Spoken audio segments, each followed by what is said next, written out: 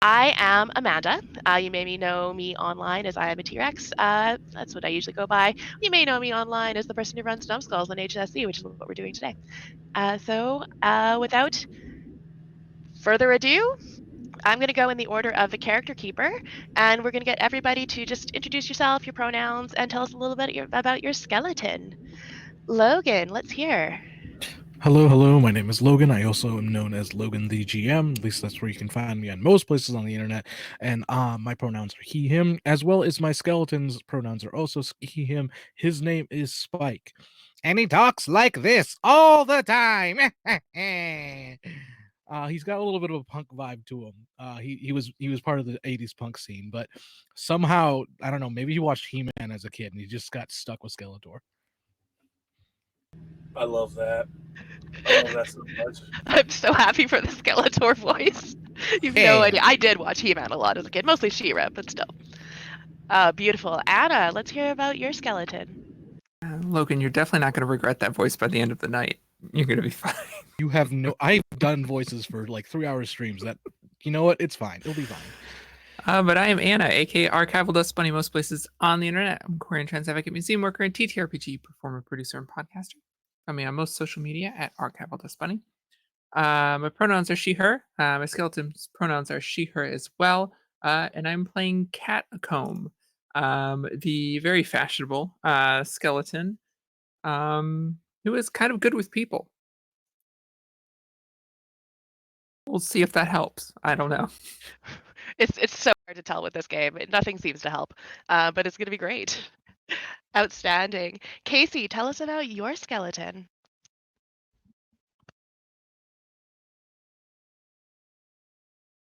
I do apologize. I dropped my mic. How y'all doing? My name's Casey.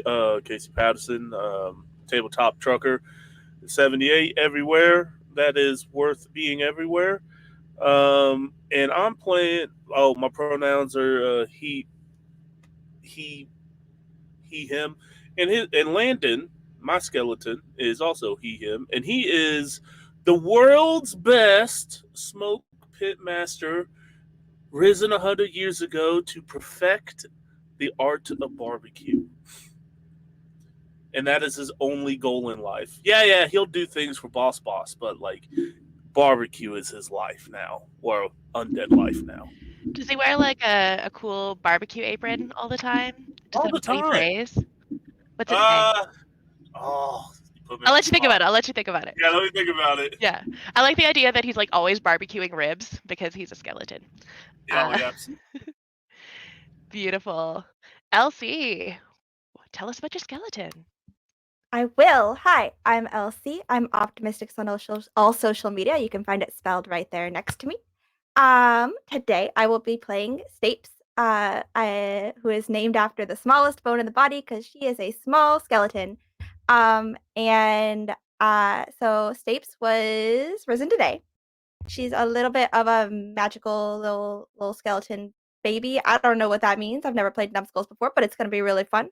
Both I and Stapes use she/they pronouns. I'm so sorry.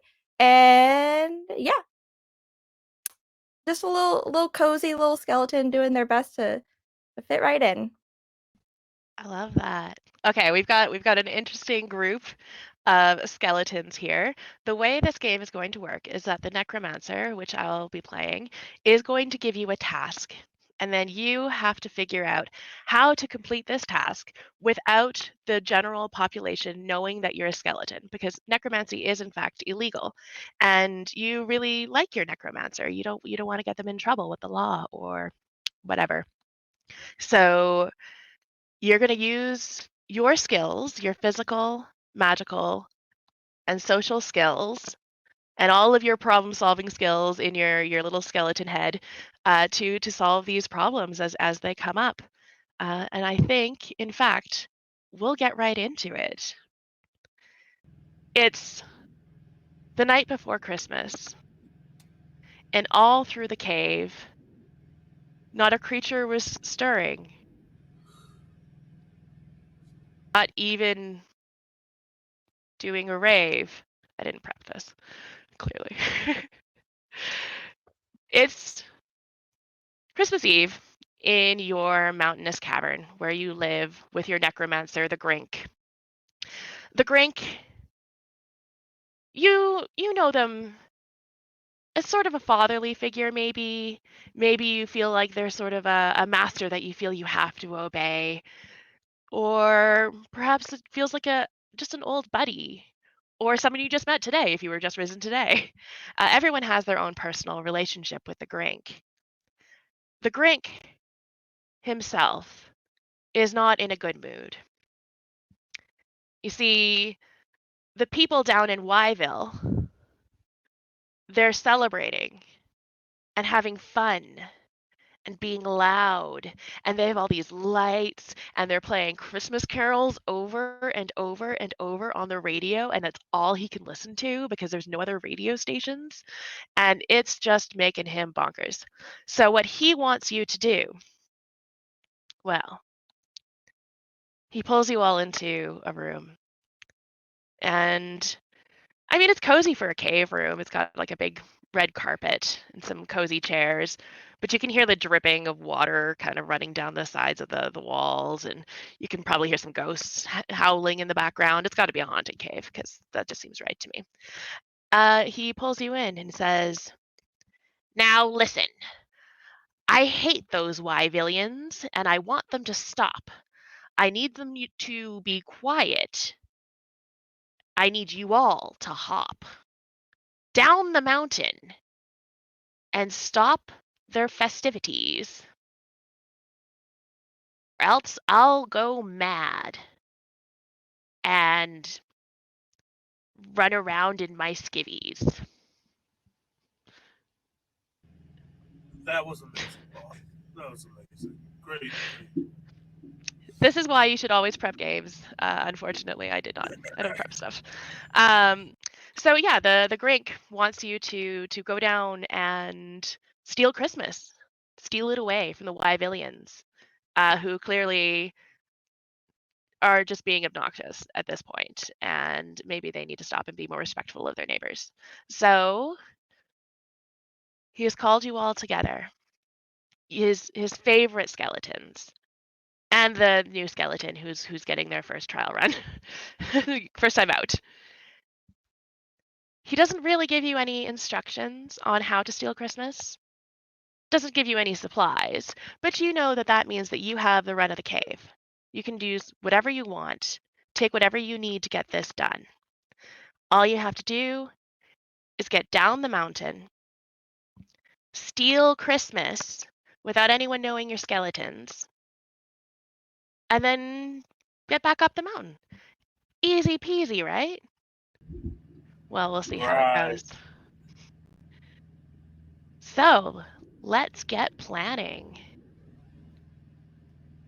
I need a hard hat. Safety. Yeah. Yep. I'm gonna need some long john, not long johns, coveralls. So What are, we have what are you that. doing? What are you doing? Why do you need a hard hat? Well, I'm gonna pose as a city inspector and shut it down. Will that work? I mean, I was just planning It on worked. I was just planning on being loud and obnoxious and running around like a hooligan. I mean, they're already doing that. You probably just fit in, but start breaking stuff, and it'll help me be able to shut them down. You be you. I be me. Be all right. Okay. Well, I'm just gonna go run around down there. So, unless someone's gonna stop me, no one's gonna stop me. Didn't Would you you like a see? baseball bat? Oh my gosh, you've read my mind. Yes. I pull out a to agree. baseball bat. I have to agree. We tried the inspector last year with Watberg, and it just didn't work. I doubt it's going to work again. We can try, but I doubt it's going to work again. Yeah, you've all been banned from Wetberg, unfortunately, after the inspector debacle, whatever. Use my Wow, that head was as a bowling ball. Wouldn't like to not repeat that again this year. Y'all had to bring me back in pieces. It was kind of a crazy time. did fit we neatly in have that bag, though. Yeah. It was a nice tote bag. I think we still have it around here somewhere. Don't bring out the bag. I don't need the bag. Need the bag. And I need a Bluetooth speaker and an iPhone with Spotify access. Bluetooth. I don't know, but I need it. I heard Chef say it one time, and I think it would be important if we had the Bluetooth. I've listened to the Chipmunk Christmas song 50 times today on repeat, and I think if we do that to them, they will hate Christmas too. Mm. I mean, that would do it to me. The Grink, of course, has other servants that stay in the cage. In the cave. One of them is a ghost. The ghost's name is Jasper, the Fiendly ghost. Jasper, the Fiendly ghost, starts to collect all of your required items: your hard hat, your coveralls, your baseball bats, the bag, a Bluetooth, an iPhone with Spotify. I think the Bluetooth is literally just a Bluetooth, though.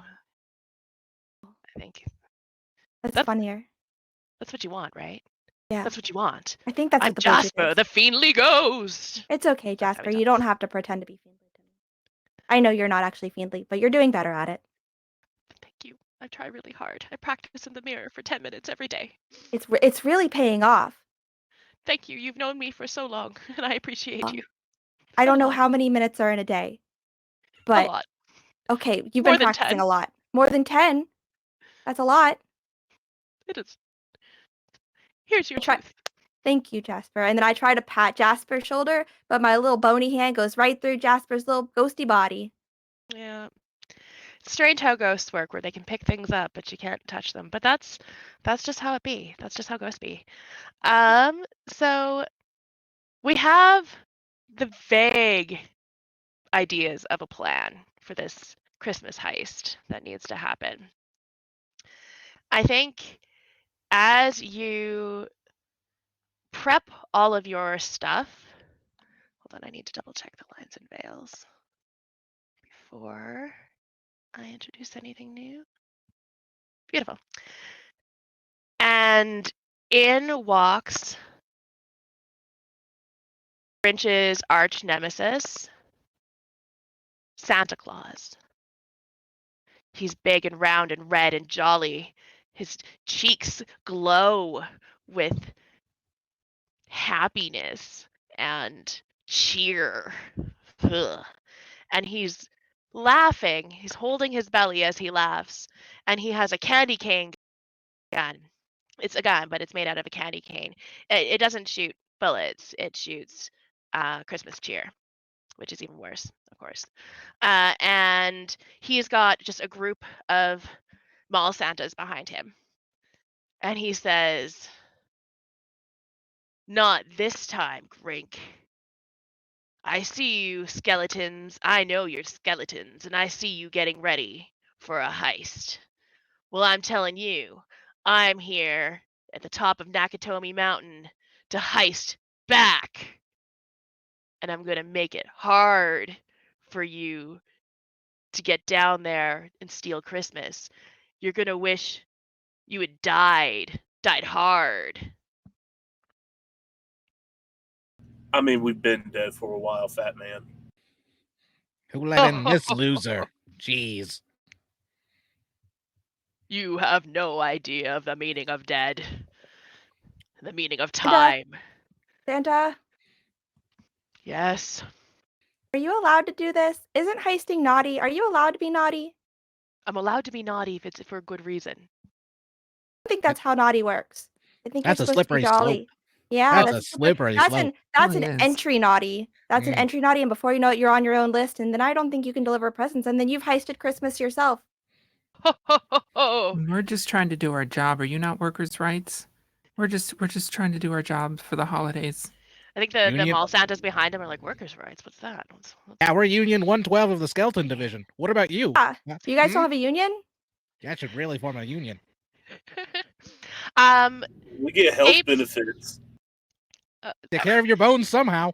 Stapes, I Calcium would like you supplements to for try all. Very good rolling dental. a social roll for seeing if your reverse psychology.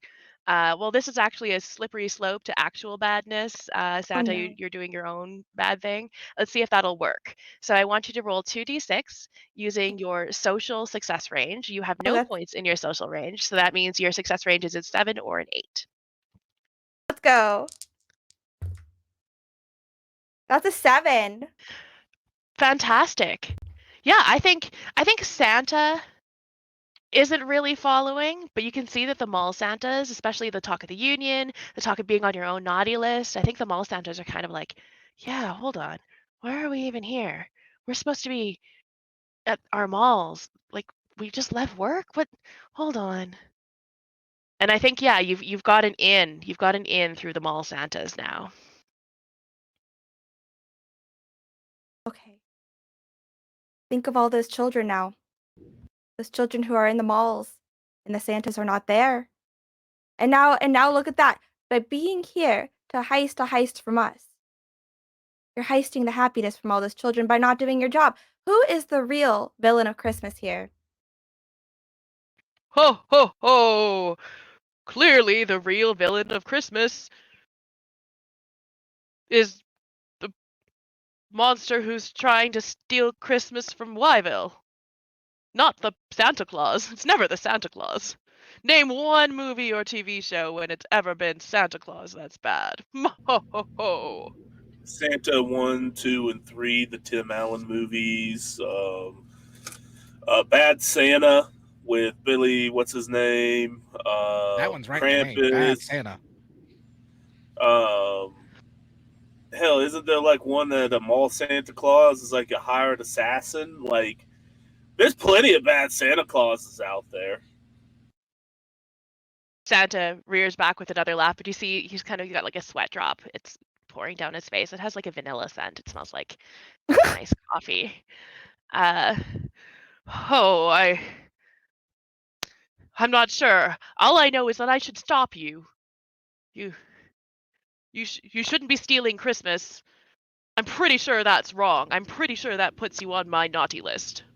Listen, Santa. I can call you Santa. Saint Nick, let me tell you something. You want to know who's stealing Christmas? I'm gonna tell you who's stealing Christmas. It's not us. It's not you. It's the corporations. They're getting all this hype up, buying up all these lands and Christmas trees, and commercializing the songs. And all we're trying to do is to take that away, so people can understand the real meaning of Christmas, which is family and get together and love and kindness and a really good. And I pull up a stack of ribs and a really good smoked rib.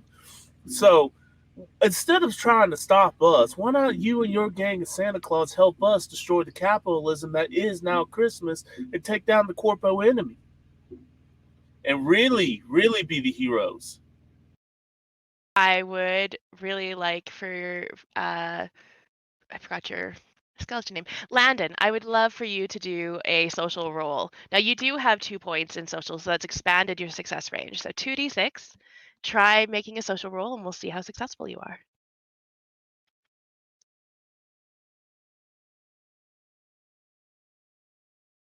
Got a 6. And that is a success. Yes. So I would like you to narrate, how does Santa react? What does Santa do after All right. your wonderful speech? Well, first off, I go over with my rack of ribs and like, here, try this, and then I motion Mr. Claus over to the cliff, and I show him the rampant commercialism that now is Christmas. I'm like, look at this, Mr. Claus. They have perverted Christmas. And all we are doing is trying to help you. And what I would like is for him to have a full breakdown and start crying. That's what I would like, is him and be like, what have I become? I have become the enemy. I've become what I've hated all this time. Beautiful. So what did you hand him? What are you Oh, showing him? ribs. Ribs. I Yeah. give him a rack of ribs so he can eat on this, and then I show him, like, I take him to the edge of the cliff to show the Yeah. rampant commercialism of Yeah. Yville.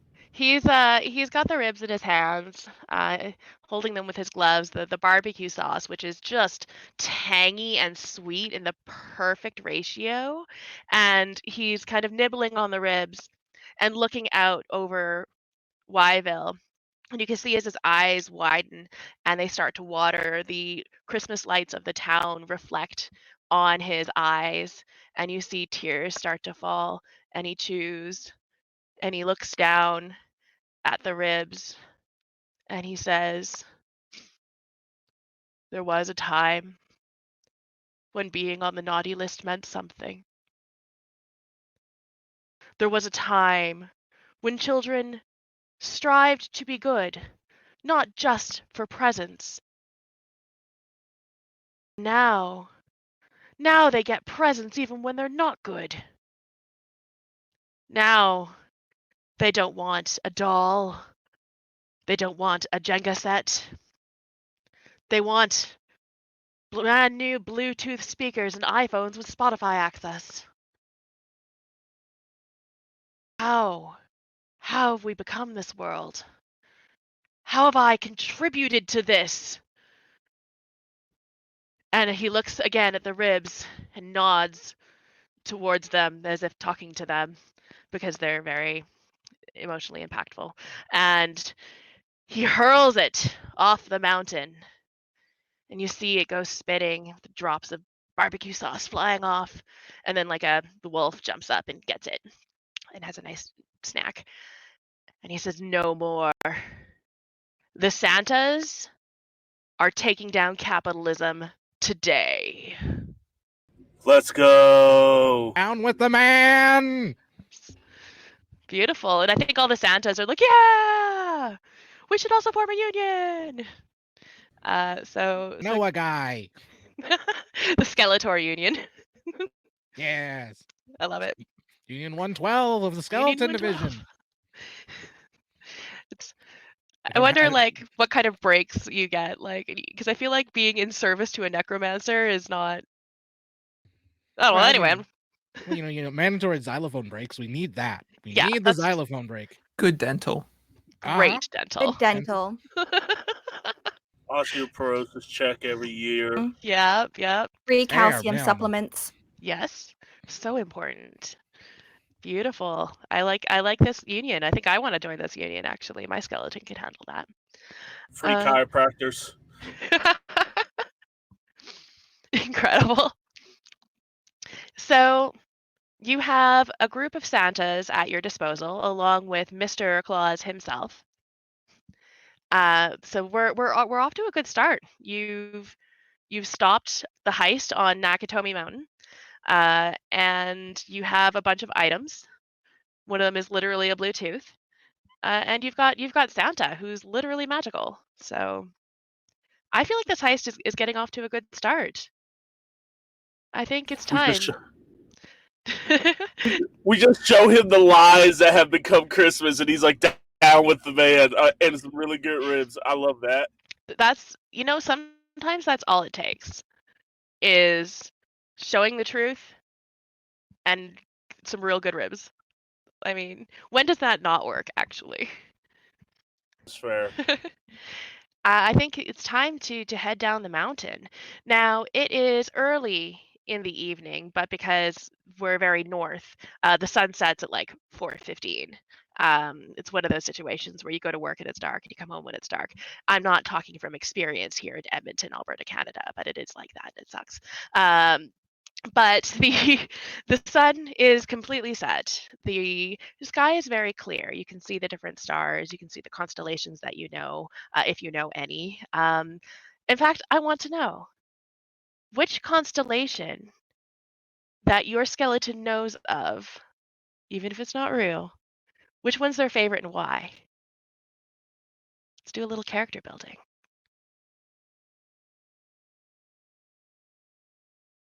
Oh, mine's is the Big Dipper, or Ursa, the Big Ursa, the Big Bear, because back in his before times when he had flesh and skin. He was a bear of a man, that loved to eat, and they just called him the Ursa.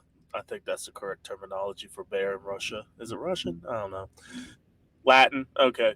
And so, like, yeah, Big Dipper, always him. He's like, yeah, his sauce is called the Big Dipper sauce. He sprinkles it like every once in a while. Some meteors fall onto the mountain, and he'll go collect it. And it's not pepper that he puts in there; it's a little bit of meteor dust. Gives a little out of this world flavor. Sorry. No, I will Hilarious. go into this so So hard. good. The Big Dipper and the Little Dipper is its sauce ladle. That's excellent. Okay. That's wonderful. So we have Landon's. Spike, what's your favorite constellation? Spike's favorite constellation. See, now I'm only thinking of real ones. You said I could make something up, but I'm thinking Totally. of real ones. And you know what? I won't know the difference, though. I would say that Spike's is also the Big Dipper, but for different reasons. Because when Spike was alive, he loved a bear of a man at one point. That man is no longer with us, of course. He unfortunately is a ghost that cheated on Spike and is no longer around. But, it's how it is. But he still looks fondly at the Big Dipper and goes, "That was rad." I love that. I love that so much. Gotta have a doomed romance. I love that. That's real good. We're both dead. How long are we going to be dead? Who knows? We're stuck with immortality. Oh. It was a good 20 years. Never trust a ghost. They just can leave in the thick of night. You never know. You can't hear them. Cat a comb. What's your favorite constellation? It would be the Loom.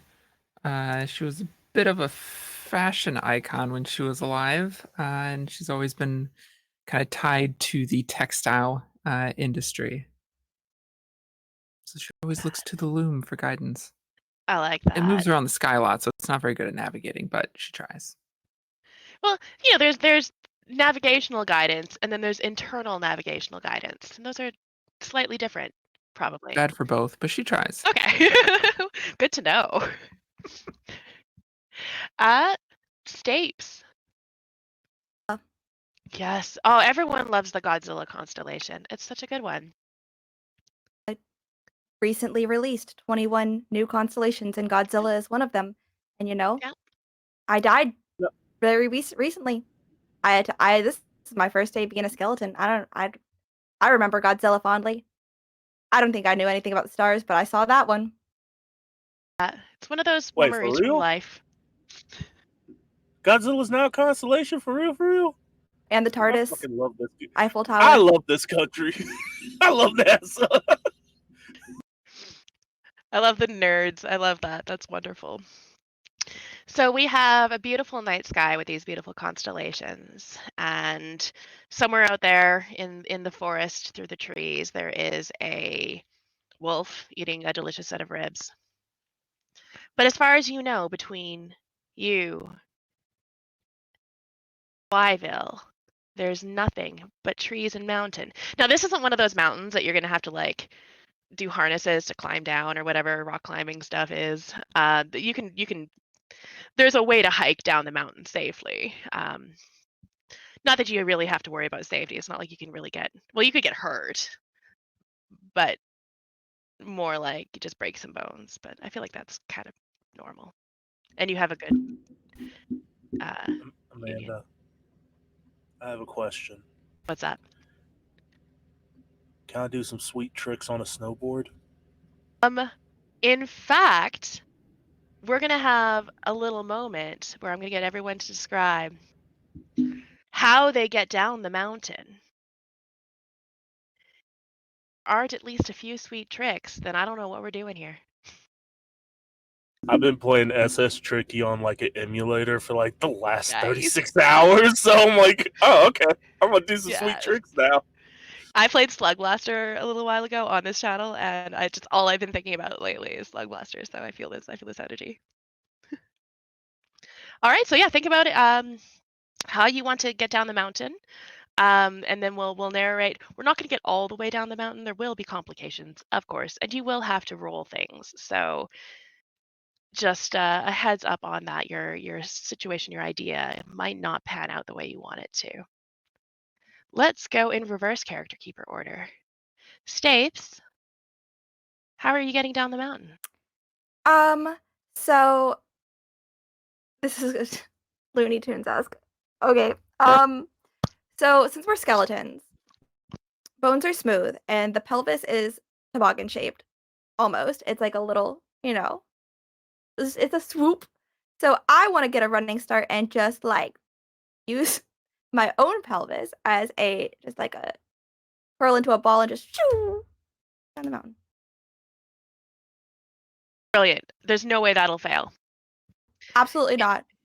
I would Foolproof. like you to roll physical for that. 2d6 plus your not plus. There's no plus anything. 2d6 against your physical range. Okay, and my physical range is 6 to 9. I gotta roll a 6. Okay. I didn't. I rolled a 5. Perfect. We're gonna hold off on that. We'll narrate that in just a little moment. Landon, how are you getting down the mountain?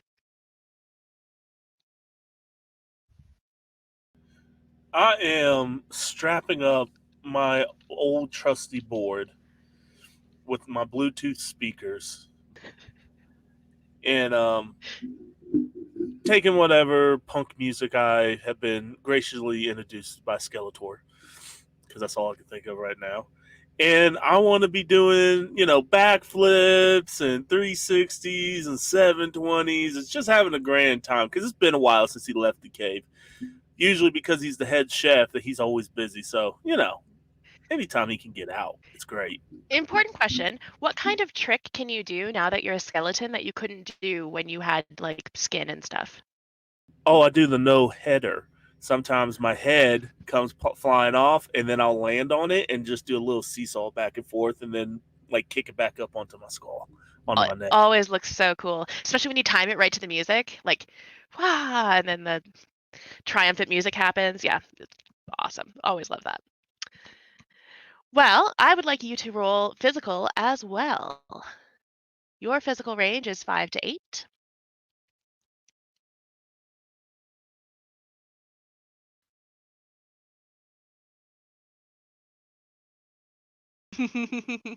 I got a 3. Yeah. Oh, I'm so happy about that. All right, Cat a comb. How are you getting down the mountain? Well, I'm going to do it in style, of course. You do everything in style. You're Yeah. Cat a comb. I'm also going to follow our policies. I'm going to take the company car, which I think is a door that has some leftover bones kind of strapped to it haphazardly for guardrails. The company car. The door. Incredible. Yeah, we run errands all the time. We have to get down the mountain. It's got to be a company car. That's awesome. All right, well, let's do again a physical to see how well you take the car through I'm the great at dark those. mountains. Yeah, you don't have any points in your physical, so it's just a 7 and 8 is the only success. Rolled a 6. Beautiful. We're all doing great, and I love that a lot for us. Spike, what's your plan? First of all, I want to retroactively rename Spike to Spikator. Spikator, So beautiful. Just gonna do that. Second of all, Spikador will go out and he's gonna go in his secret compartment in the cave, his own little room, and he's gonna bring out his snowmobile, his own personal snowmobile that he has like punk band stickers all around. He has his big old his axe, his guitar that is in the shape of an axe, even sharp like one. And he's like, it's time for us to go shredding, buddy. Let's go! And he puts his axe on his back, straps in tight, gets going and revs up that engine is going to go down that mountain. Oh, incredible. I love the shredding joke too. That wasn't lost on me. Beautiful. All right, let's do your physical roll. And yours is 5 to 9. You have the biggest range. Got a 9. Hooray Ooh, for just success. making it. See, that's what happens. It really pays off to have a secret snowmobile that you didn't tell anybody else about hidden in a shed. But that's how things work. Well, as the players know, when you miss on a roll on the low side of your range, that means you're being too spooky. You're being too skeleton-y, and you don't succeed quite the way that you wanted to. Now, Stapes, what's happening is you Tailbone, being a new skeleton, isn't super dry or polished yet. It's still a little wet and porous. And I think it's a real bumpy ride. Going down, and you have your feet kind of tucked up on it, like sort of like a weird turtle. I don't know. And as you're sliding down the mountain, I think you realize that you have a much bumpier ride ahead of you. The snow is not icy and slick, it's powdery, and you just have no steering at all. I would like to describe what happens when you go face first into a tree, cartoon style. So it's like the like bump, and then it's just like hits an partially snow covered like rock ramp, and it's just like zoop, and then just limbs everywhere, tumbling over and over and over, like flailing in the most cartoony skeleton way possible until it's just like. Can I like edit it from the tree like to the branch of a tree, and it's just like face first into a tree branch, like does one full 360 of the whole body around the tree branch, and then face first, like arms and legs splayed out into the snow, and it's just like complete 1 foot sinking pile of snow. If Yeah, just just sort of Stapes disappear. outline. Yep. Yeah, perfect. Yeah, that is unfortunately what happens. You don't make it far down the mountain. Landon, Yeah. I think your trick looks sick as hell when you're doing it. Unfortunately, you don't nail the landing. Describe what happens. So he's going for his like famous trick, no header, right? Oh And so when he goes to land it, he doesn't land on his head, and his head just continuously rolls down the mountain. So now he has to go chase after it, but because his body can't see, I'm shouting at my body like, "No left, no right, you're almost there." That kind of thing yeah, that's until my perfect. my body my head and my body smacks a tree. In fact, you are going to be without a head for a little while until you all get further down the mountain and you are able to collect it. That's fair. I like Just that. for a little while. Catacomb, you.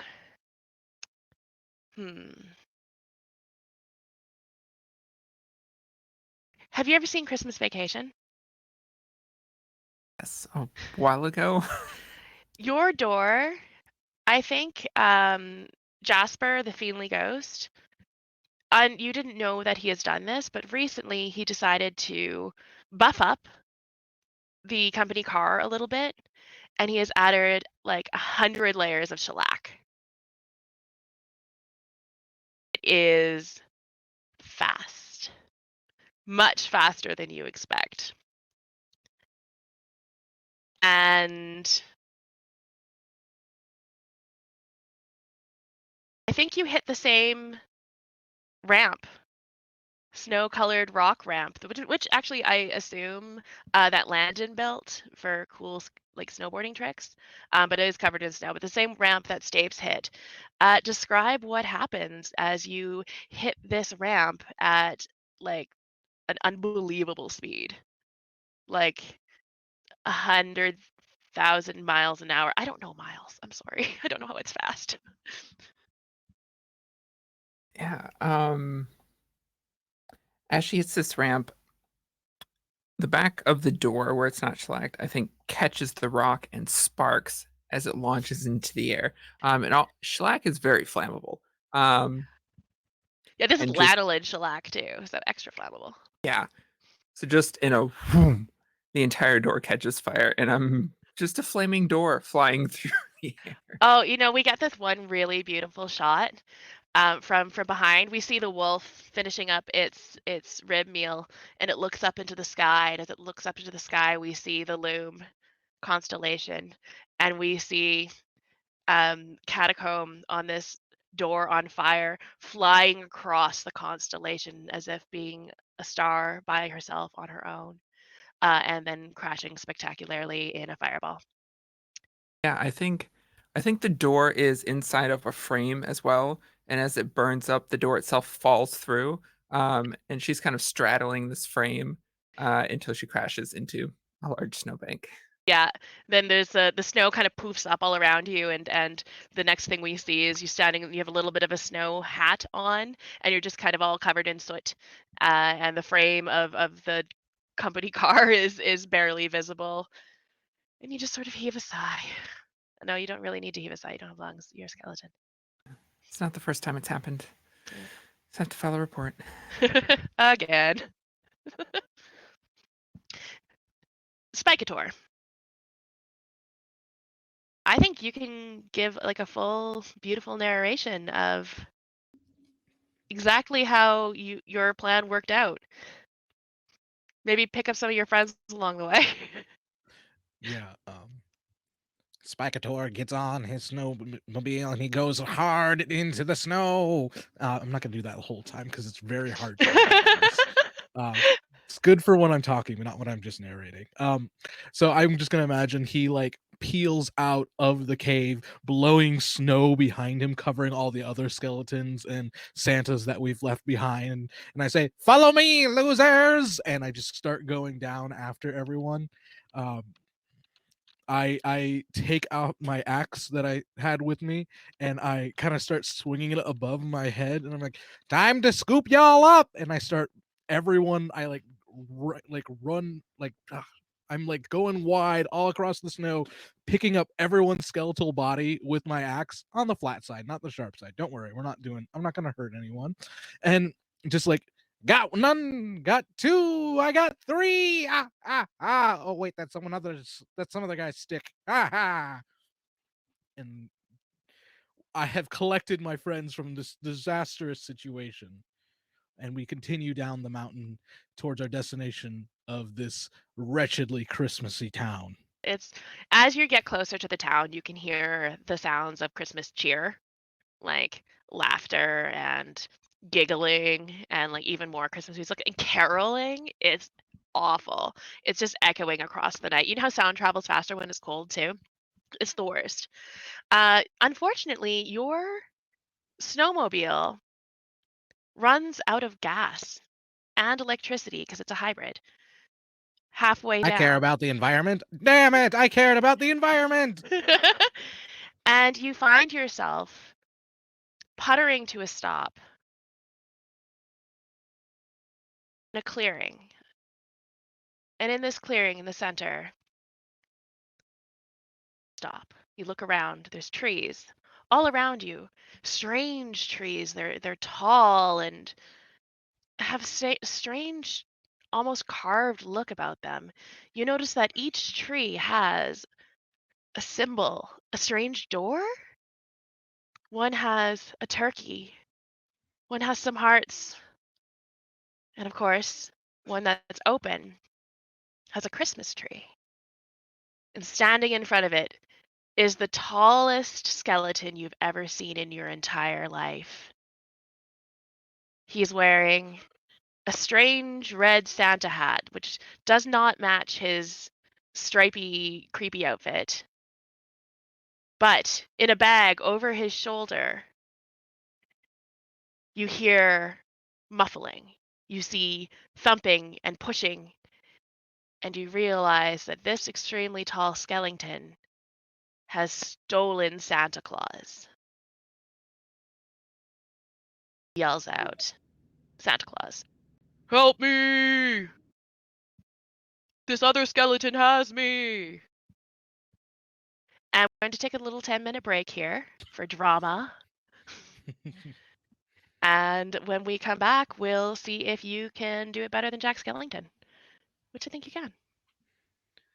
I'm just trying to get it.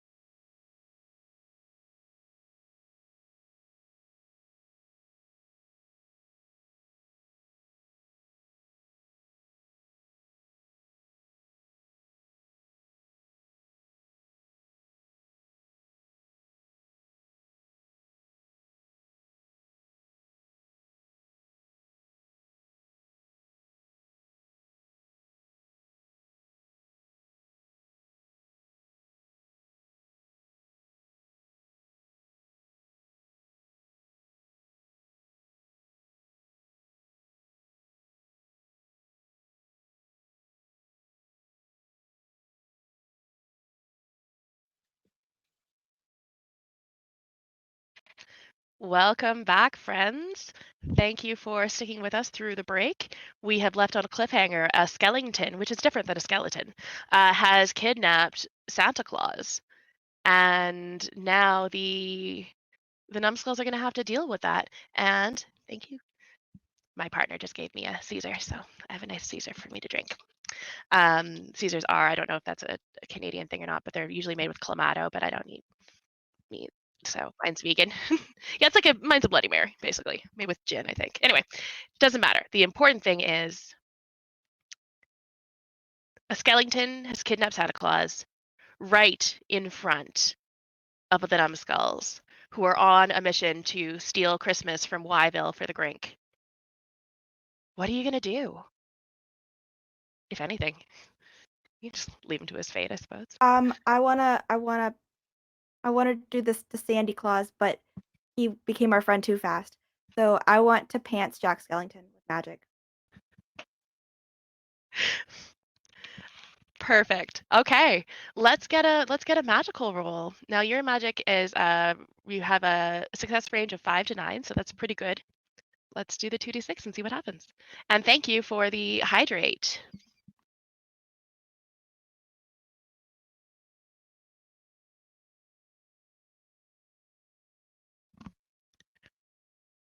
What do we got? 3.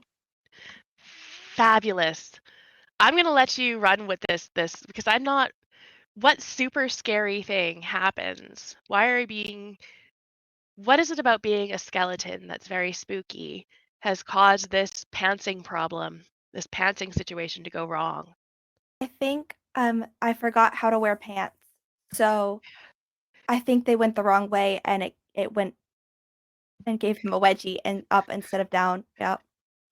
And wedgies don't really hurt skeletons because they're No, skeletons, yeah. And he's really tall, so so yeah. tall.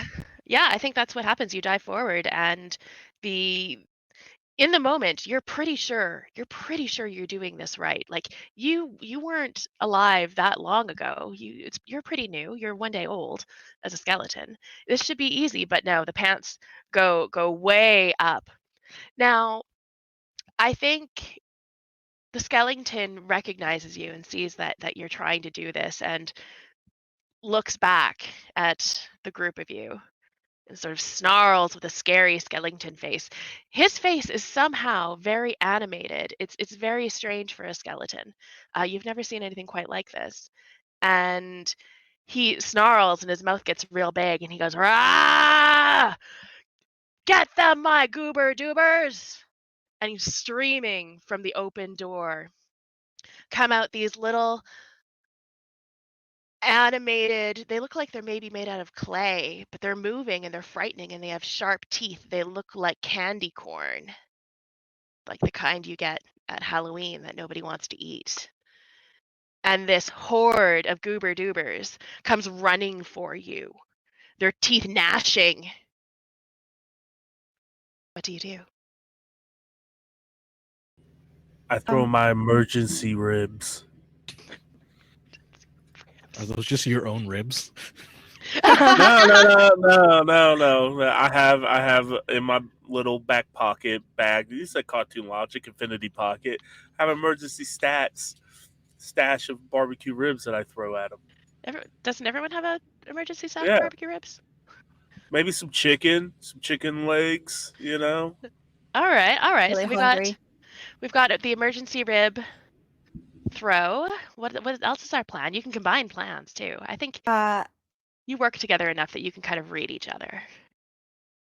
Take a minute. Spare ribs. Thanks, Dead Pixel. Spare ribs. Oh, It's the spare ribs, like the floating ones. So good. I take a minute to take my Sharpie out of wherever I'm holding my Sharpie, and I want to draw angry eyebrows on my skeleton face, Yeah. and so I can look really scary, just like the skeleton guy who I did not pants, and I'm really angry about it. Yeah. And I didn't think I'd get that far, so that's all I'm gonna do. Yeah, that makes sense. That's it. That's the plan. Yeah. Reminds me of in Moana when the coconut guys Yeah. like paint their Yes, faces all scary. exactly. Yeah. Anybody want to contribute something to the plan? You're gonna You can also stand back and watch. I think Spikator will take his axe from his back and he'll start playing just a really loud discordant punk tune. Like it sounds like there's no way there's an amp anywhere near. It's not like part of his snowmobile or something, but like somehow There is. you hear a discordant, just out of tune guitar, and he goes, "Hey, that's our shtick. Stop stealing from us. We need to steal Santa." Forgetting that we're now friends with Santa. Yeah. I love it. I love it. There's only one skeleton crew stealing Christmas here.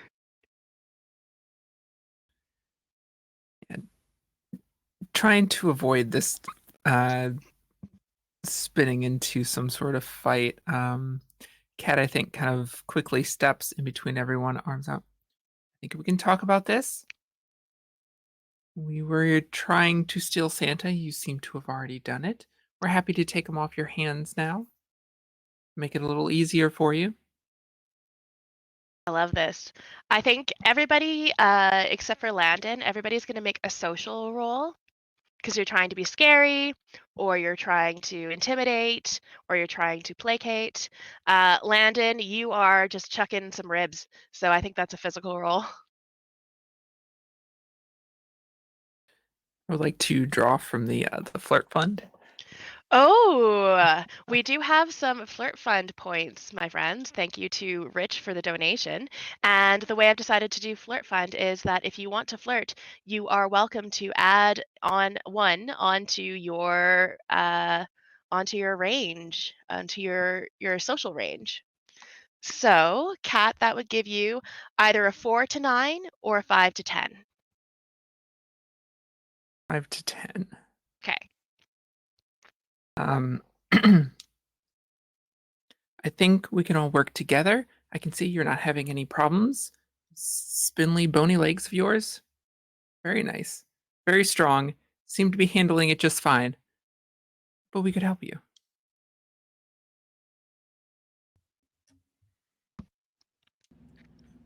And I got an 11. Do with that what you will. fantastic. 11 is great.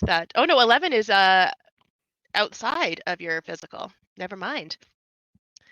All right. I got an 8. Got an 8. Okay. So, right in my social. Right in there. right in the social, so that's good. Catacomb, what did you get for your social? A 10. 10. Perfect. And Stapes, how are your angry eyes going? Was I supposed to roll a social for that? Yes, please. Oh, okay. I didn't realize I had to roll. No worries. I did not clarify very well. That's an 8. Okay. So what we have is Stapes, your angry eyebrows are incredible. Like, they're perfect eyebrows. I didn't even have to use a mirror. Didn't even have to. Didn't have to use a stencil. You just did it with a Sharpie and it looks impeccable. You look so angry and yet really hot. It's weird for a skeleton, but it works. Landon, when you chuck this set of ribs, it's like you're bowling. And you hit this group of oncoming goober doobers as they come towards you, and they get struck like the pins in a bowling alley and just go flying all over the place in a big bubble of goobers. You know the what is it? The Nintendo Wii. Great shot. Yes. That just comes out of nowhere. Like Yeah, just great echoes shot. throughout the forest.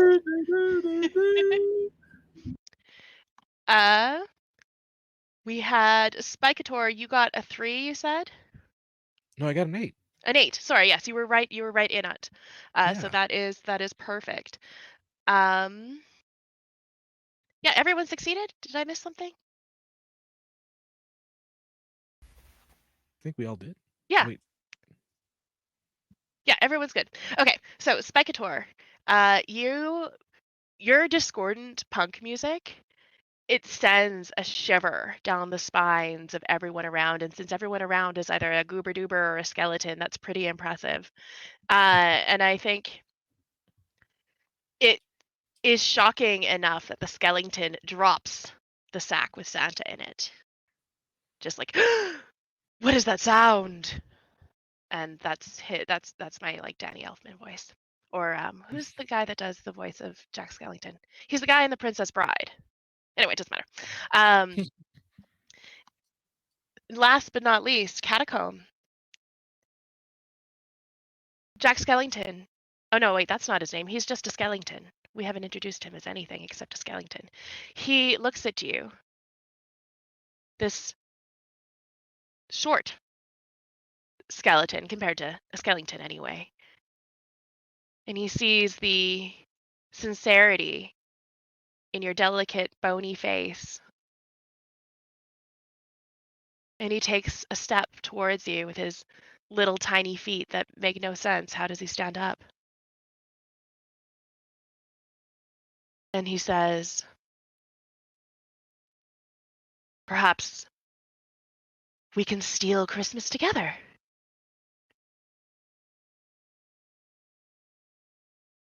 I'll take Santa Claus, and you do whatever Christmas thing you want, and we can do it together. Okay. I don't know. Is he part of the union? Show us your card. Show us your union card. While they're distracted, can I like kidnap the Santa Claus while they're distracting him? Yeah, what's your plan? Well, while he's looking deep and longing into these eyes, and they're yelling at him about unions, I just want to sneak up behind him and be like, "Yoink!" and then run off it, laughing maniacally, but also running into the forest. Can I assist by trying to actively distract? Yeah, absolutely. I feel like this is going to be great. We need Santa Claus to help us destroy Christmas. Like, we need him. Use its own symbol against it. I would like Catacomb, I think that's a social role for you. Mm-hmm. And I think that's another physical role for Landon. Can I have a roll, one of the donations? Can I get a Uber Duber Goober thing? I will say I will give you an extra on your range we'll borrow it from the flirt fund. Okay. But it will not be for physical. You'll have to justify magical or social. Never mind. I suck at magic. Let's see. Let's roll. Show me potato salad. Oh, God damn it. I got a 10. I did it too well. Yeah. Let's see. What kind of fallout would happen from being too super cool human when you're trying to steal Santa Claus from a big skeleton?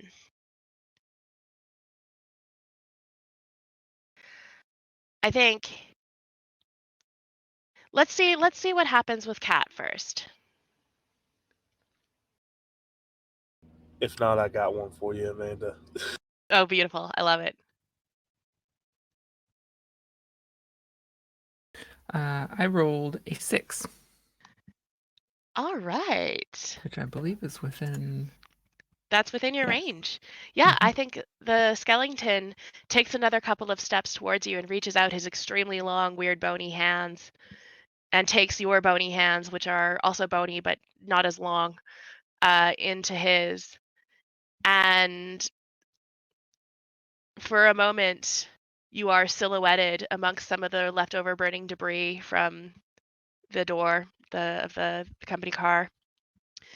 And it looks very romantic, and you're staring into each other's eye sockets for just a beautiful, perfect moment. And that's when Landon's trying to steal Santa Claus goes wrong. What do you suggest, Casey? So, I go to, because I can't let it go, I have a giant roasted turkey, and I stuff it in a bag. That's roughly the same way to Santa Claus, and I try to switch it in at the same time, and then, but I'm fat, So I'm like, before I leave, I try to take a piece of that turkey, roasted turkey, and eat it. And I'm like, shit, it was delicious. And then I'm gonna throw a snowball at his face and run away. So you can keep the turkey? No. He can keep the turkey. I Oh, got gotcha. what I wanted. Yeah. I was like, don't worry, old man, I got you. As I'm like, Yeah. And you know what? That is what happens. As you throw the snowball at the skeleton, it hits him in the back of the head, and his head goes banging into Cat's head, and they both lose a chunk of their skeleton noses. The skeleton reaches down and picks it back up and models it like it's clay and not even bone, and sticks it back on his face.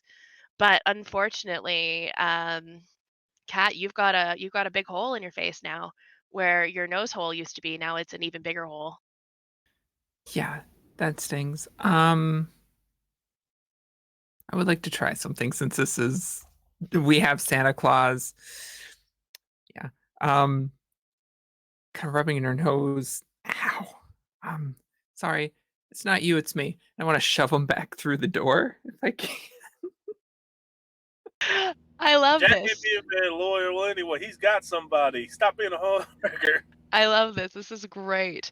Spikeator, Stapes, do either of you have a thing you want to do to assist if you catch what Catacomb is doing? Do you have an idea of what you want to do to assist?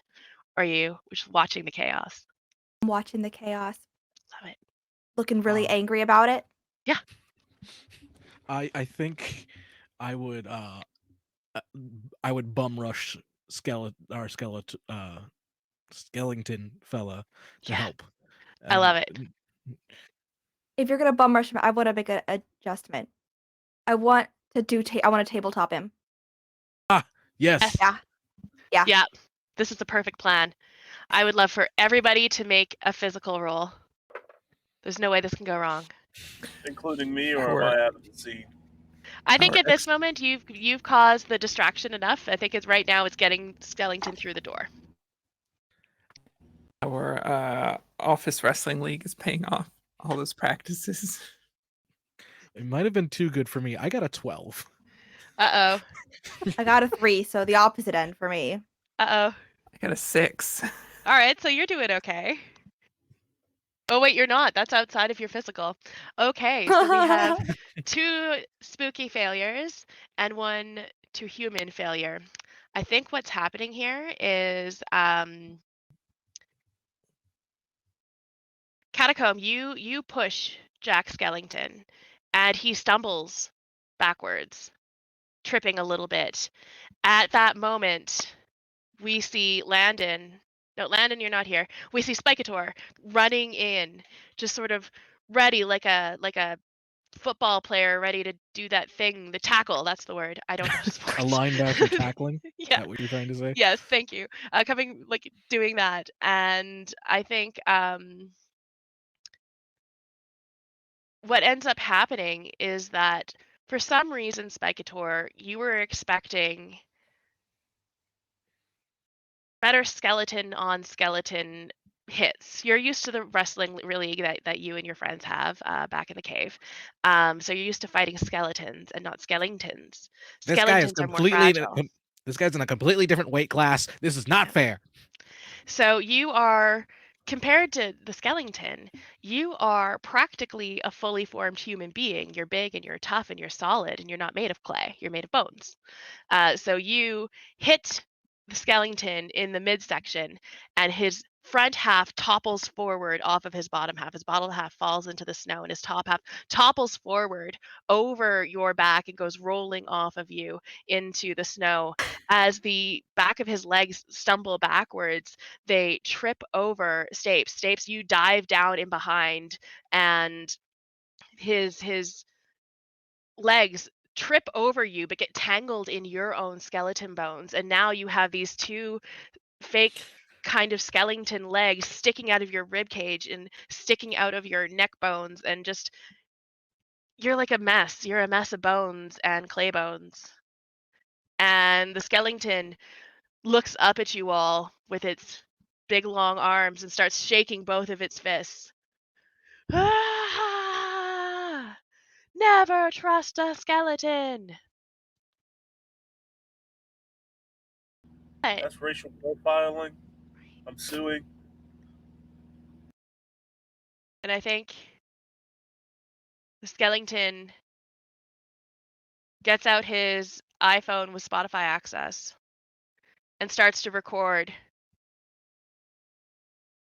Look at these skeletons. They beat me up. They hurt me. I was trying to save Christmas. He wants to be a Karen? Oh, I'm RKOing him. Sometimes you gotta. I'm just How gonna give you about- that. listen here. You can just narrate it. Okay. All right, so cool. I come back and I was like, I appreciate the cell phone. I take the cell phone, pocket it, because I want to be evil. And then I just grab him and I just RKO him. Any WWE people know what that is. And then I just roll him and into the door. Like, just go that way. The door slams closed on its own, and the lights of the Christmas tree on it brighten for a moment and then dim. And you kind of smell burning clay, but don't worry about that too much. Now, we've got poor Stapes with these legs sort of stuck inside of her own skeleton. They're sort of kicking and flailing. I'm also The cell kicking and phone flailing. provider, the cell service provider is called Christmas X, where it's on Christmas you can get service everywhere. And that's the Even only on day. Christmas. Otherwise it doesn't work. Yeah, which is still better than a lot of other networks. How specific. Your link. Your link. Dual Link, I like that. That's good. Have to workshop that. We'll workshop that. Speaking of workshopping things, I think you stand up, Landon, and you dust yourself off the snow and maybe some barbecue sauce and some turkey drippings. Now we notice what your apron says. Oh yeah. So, I'm gonna just go with the classic. And as he gets up and he's just hyping himself up and he's got a big old turkey leg on there and it says bad to the bone. And on the back of it says the bone zone. Yes. Yes. Perfect. Obviously this is custom made because it's perfect. Incredible. So everything seems to have calmed down for the moment. The goober doobers have been punted off to wherever they live in the forest, or they've relocated to the forest now, but they're happy.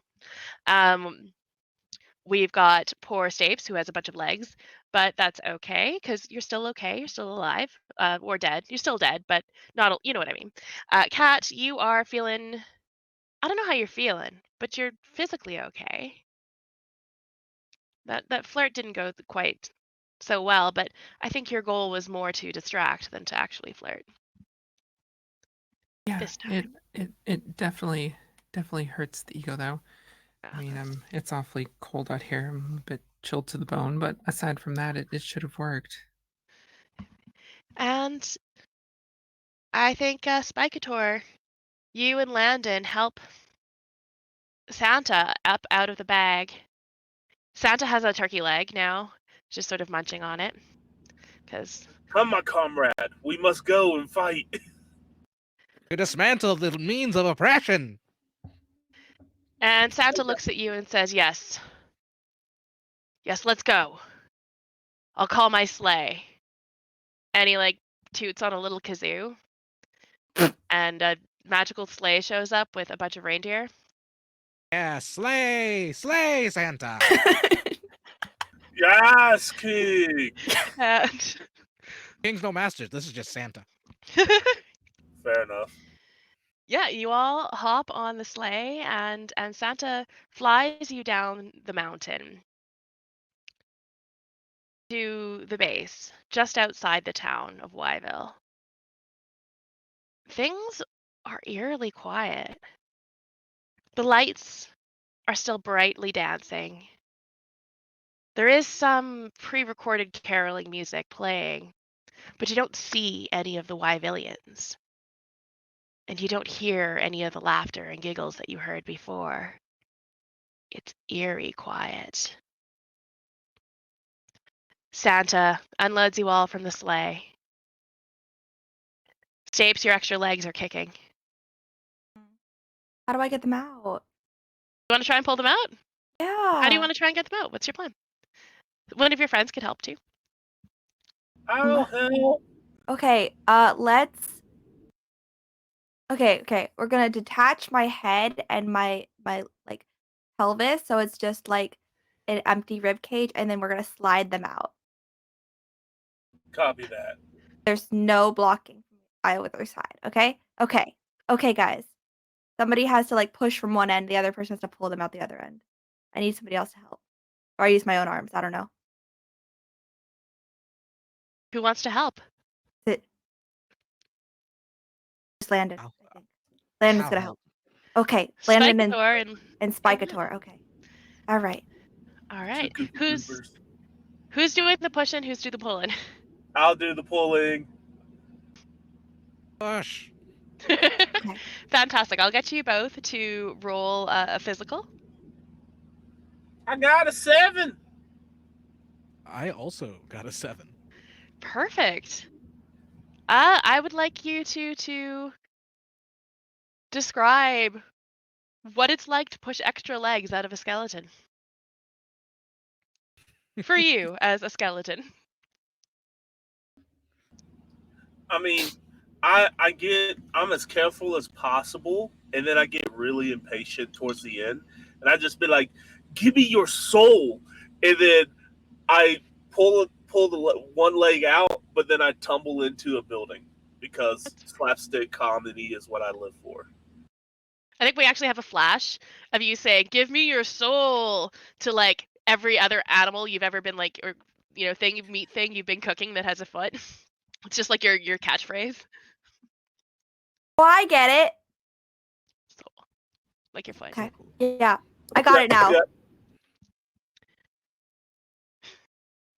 I imagine Spike was just being complacent with the task, and she's like, "Okay, and go," and then well, there goes Landon. Like didn't barely Yeah. help. Yeah. I was not needed. This was not. I'm good. How are you feeling, Stapes? Empty. Oh. Well, let's see if we The can fill good you way. up with angry Christmas cheer. Okay.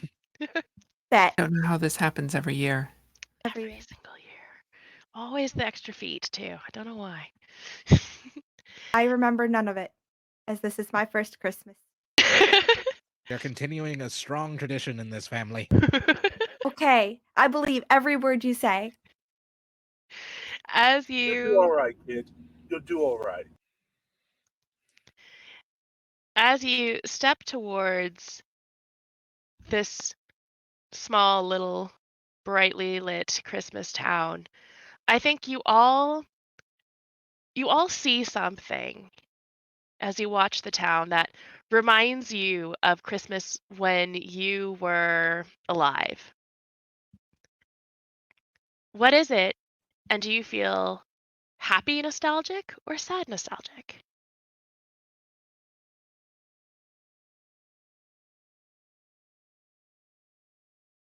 Nostalgic. I don't know.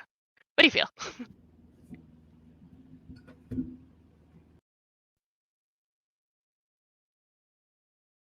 Come, I have a story, young children. As we go back in time, as Landon is sitting around, his children are laughing and cooking, and he is an older man. And he comes up and he looks at his oldest son, proud, as he's finally figured out his secret recipe.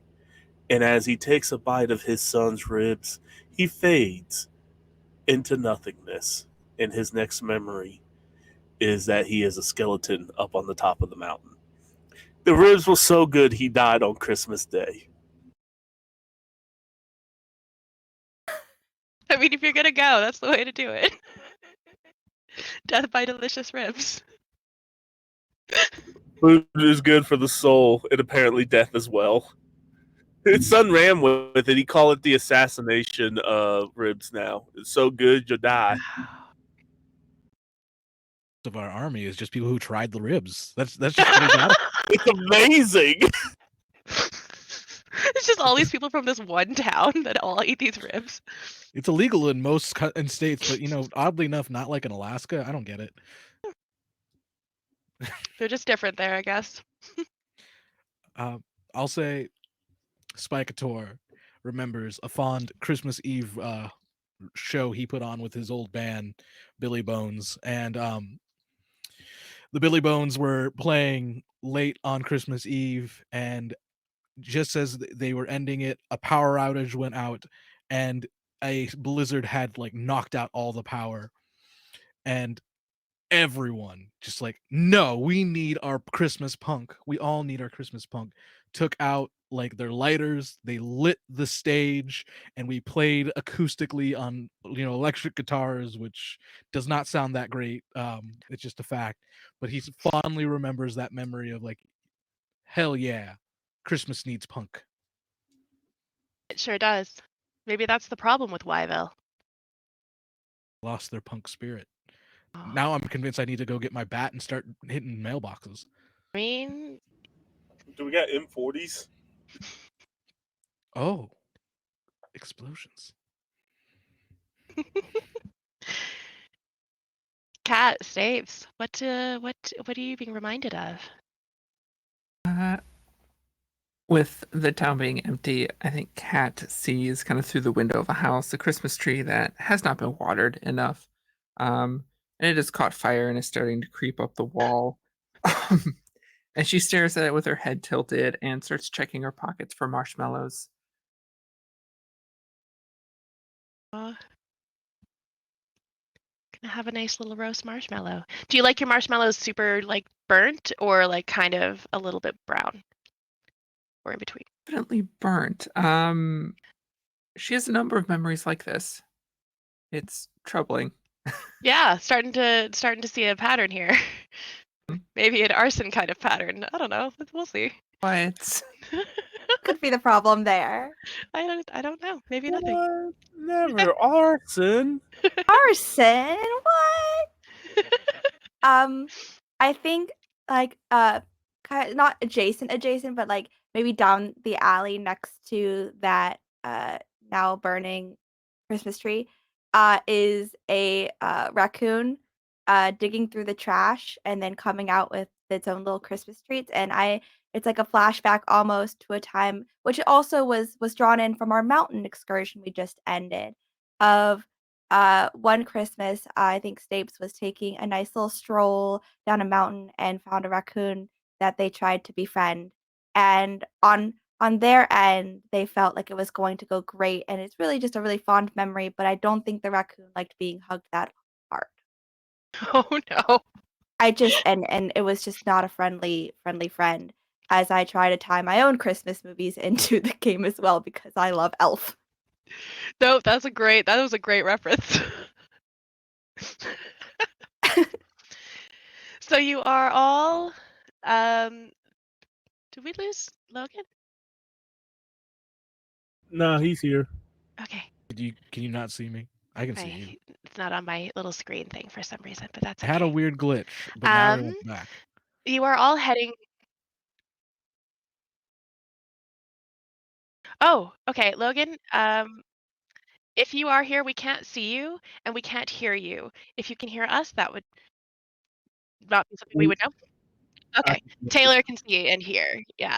So we're going to take a little break while we figure out these technical issues, and then we will be right back. See you all in about 10 minutes.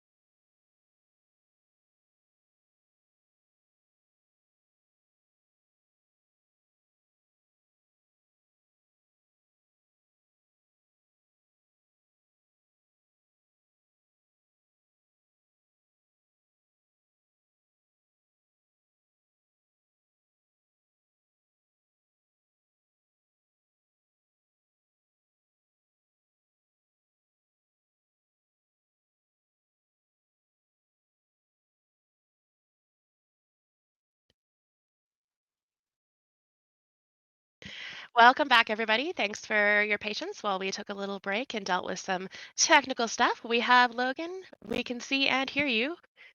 Yay! Which is, I don't know if the chat or stream could still see and hear you, but I couldn't. So that was, I wanted to see your beautiful face. So we have arrived at the town. We had some moments of nostalgia that were a little bit weird in some cases, but we're not going to worry about the arson too much. As you look into the town, you see that it is quite quiet and quite deserted. You recall, well, most of you, maybe it's possible Staves doesn't because this is their first day, but you recall that this is not the first time the Grink has tried to steal Christmas from the Wyvillians. And of course, there was explosions and a horde of goober doobers running through the forest and through the town. You realize that the Whovillians, who are they? The Wyvillians have figured out that it is another attack on Christmas by the Grink, and they have set up booby traps. I would like to know your plan to get into the town. You gonna full charge? You gonna sneak? Gonna magic it? If anybody has not warned me that this has happened before and nobody is going to act before I do this, I'm just going to start walking right in. Also, yes, we do have a puppy. We're Here. very happy. Are we all like these old school skeletons? How like the youngins got to learn, or is somebody? Is that what we're doing here? Learn by experience. This is just an initiation. You got to figure it out somehow. All right. I mean, I'm not going to go out there. Go for it, kid. Show them how it's done. You I got don't know what you mean this. by that, but okay. All right, Stapes, as you walk straight into town with no plan whatsoever, Spikator, what booby trap do you notice that Stapes is about to walk into? Ah, the classic. Just a rake on the ground. Just Oh, right yeah. there. Beautiful. I would like whatever stat you can justify, Stapes. I would like Okay. you to roll one of your either physical, magical, or social to see how and if you can avoid this trap. But you have to justify it. Okay, I would like to justify magical in that I have enchanted the Bluetooth, the legitimately literal Bluetooth. Yeah, it's a tooth and it's Um, blue. it's a tooth and it's blue, and I've enchanted it to play music through my iPhone with Spotify access to these jammin' Christmas tunes, and I am just like boogieing it, and I want to try and because of this absolute groove that I'm pulling, completely dance like skirt the edge of it. Like I just want to Yeah, like do the very magic very dance. classically just miss it to the magic dance. Like dance magic dance. Let's go. Yeah, that makes perfect sense to me. Absolutely. Yeah. Okay. Yeah, let's try it. Let's roll 2d6 with your magic, which is a range of 5 to 9. That is your success range. That is a 10. So you do get into the groove. You get into the groove so hard that you start doing a TikTok dance. Oh yeah. Oh yeah. One of those famous TikTok Christmas dances that happens probably. Well, you know because you know the dance. You perfected this dance. And you do such a smash up job of it that you start to hear applause from the town. And I think when you step forward to give a bow, that's when you step on the rake. And it swings up and smacks you in your skull. Your skull goes flying backwards into the snow as the rest of your body takes the bow. So you're now missing a Oh, head. It's in the snow. no. My vision's suddenly black. I can't see anything. Just like my head. The rest of you, how do you react? I start laughing. Ha ha ha! Classic. Oh ho ho! Ah, that's how you learn. Oh, that's a Yeah. great question. Anna asks, is that how they died? Did you die from TikTok dancing? Honestly, probably. Yeah. I'm not gonna lie. I feel like it's very apropos of this character, and they were probably a TikTok influencer or something, and Yeah. they just weren't paying attention, practicing their TikTok dance, Yep. and Probably something stepped on a catastrophic rake. happened. Probably Probably the concussion, done, out. What if I'm not like actually dead, and this is just like me in a coma? This is just my coma dream, and the Christmas miracle is in the end I wake up. And you were there, and you were there. It's a All still Christmas skeletons. miracle. We have a hydrate from Casey. Thank you, Casey. Thank you, Casey. I'm out of coffee, or I would drink.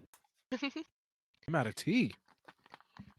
I have like 5 different drinks going, so Oh, I'm good. Well, I did. I should get my traditional third bisexual drink.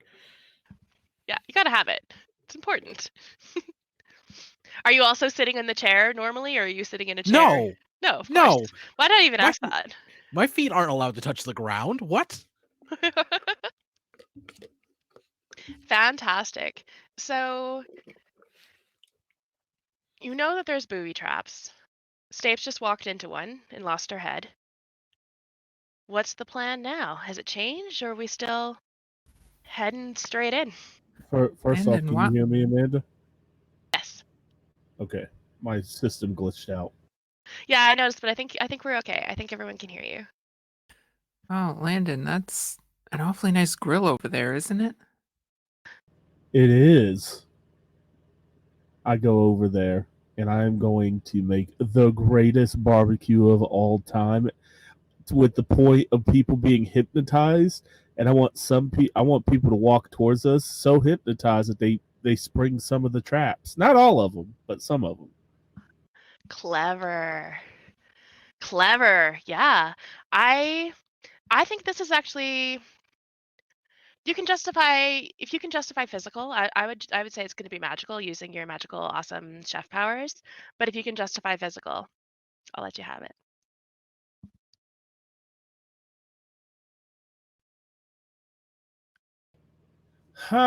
Physical? No, what? No, I'm gonna do magic. I'm not gonna justify it. This is my time. This is your moment. I thought for a moment you were going to kill them all with your ribs, but Who this is said that better. wasn't the opportunity? All right, I mean, yeah, that's not. let me see what Didn't happens. get that far.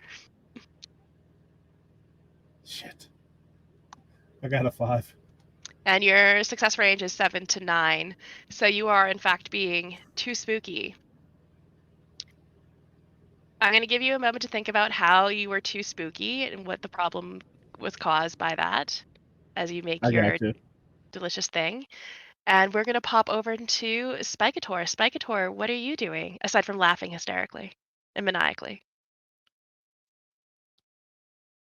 I think what I'm doing. Can't hear you. I'm Oh, got you. probably at this. Oh no! Can you hear me now? Yes. You're just a little laggy. Yeah, that's a delay. I can see that. This will be fun. It'll be all right.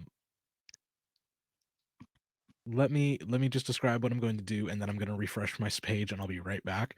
But what I'm planning on doing is I'm going to take my axe, and I think what I'm going to do is I'm going to start chopping up every trap I see, one after another. Yeah. So, physical? I'd say physical, yeah. There's no way this can go wrong. I mean, I got a 6. That's pretty good. Yeah. That's in your success range? Yep. It is. Yep. All right, I'll let you think about that while you reset your deal, and let's check in with Cat. Catacomb, what are you doing? Well, Catacomb looks a little disappointed. She had expected the girl to be trapped, and was doing what she does every year and sends the rest of them out first, convinces the rest of them to go out first to clear the traps. Just be embarrassing to get caught in a trap. Like, imagine stepping on a rake or something. Oof. Right? Embarrassing. Paint can to the head, It's Ugh. it's embarrassing. Hmm.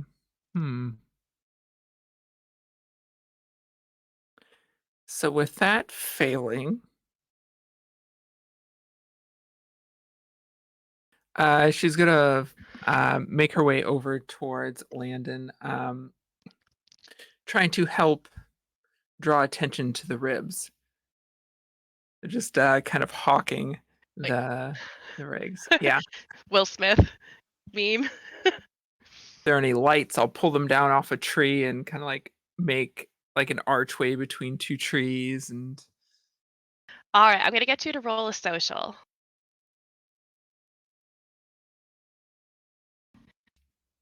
Your social range is 5 to 9. that's a 5.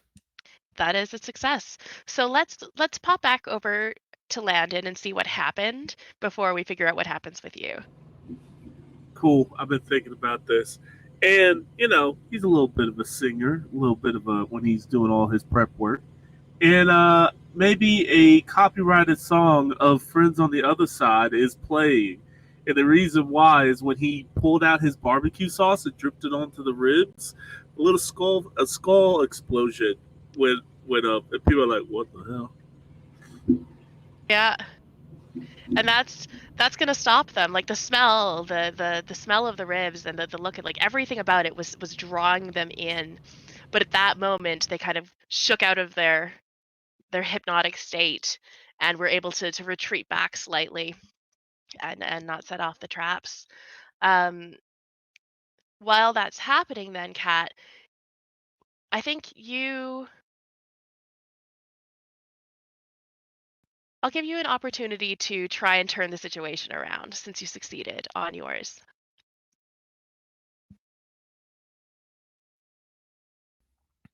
Yeah, glancing at the ones backing up. Have you never seen holograms before? It's the biggest technology. It's all over the place. It's in every city. Do you not have it here yet? They have it over in Weiberg, I forget what we call it. Wenberg. Whatberg? Wenberg. Wereberg? I love this. Oh, yeah, they do. I've seen it. They have the cool holograms, and it makes it look like there's a shark coming out of a building. And yeah, Best okay, ribs you'll ever have. They're to die for. to die for. Best ribs. I mean, I know that they're trying to steal Christmas, but is it Christmas without delicious ribs? I don't know. That's And they're the all kind of question. muttering as they. If you don't eat the ribs, you're stealing Christmas from yourself. Oh, that does it. They all start to inch forward again. Spikeator. That was a dope ass line. Spikeator, I've totally forgot what you just did. I'm so sorry. I got distracted with the tech issues. I started just like anything I can find, I'm gonna hack up with my axe. I am Yes. causing so much of a commotion. I am living up to my punk dreams. Yes. And you rolled within your success range. Correct. Describe a booby trap that you see that you chop up with your axe. I see what is like clearly a bomb. It has sticks of dynamites. It has just These people are wires wild. everywhere, and like it has instructions on how to properly dismantle it. And like attached to it is like it is like a dummy that is supposed to be like a woman tied to train tracks, and it's like Yeah. a big old sign right above it, bright like yellow sign with red lettering, help me, help me, help Yeah. me. And I'm just like, I don't care. And I just like cut her and the bomb up, and maybe it explodes, but I don't care. I'm keep on going. Oh, you know what? It does explode, but it explodes away from you, behind you, and you don't turn and look back. Oh, I imagine what it is like my, because it's an axe, right? So like I axe into it and then I lift it back up and it like Yeah. flies behind me and I go, rad. Just keep going. I That is love rad. Punk Skeletor so much right now. We're all big I'm the fans of Punk skeleton your Skeletor. mama warned you about. She did warn me about a lot of skeletons, so that makes sense. Not a particular one. I cause problems. It's okay, kids.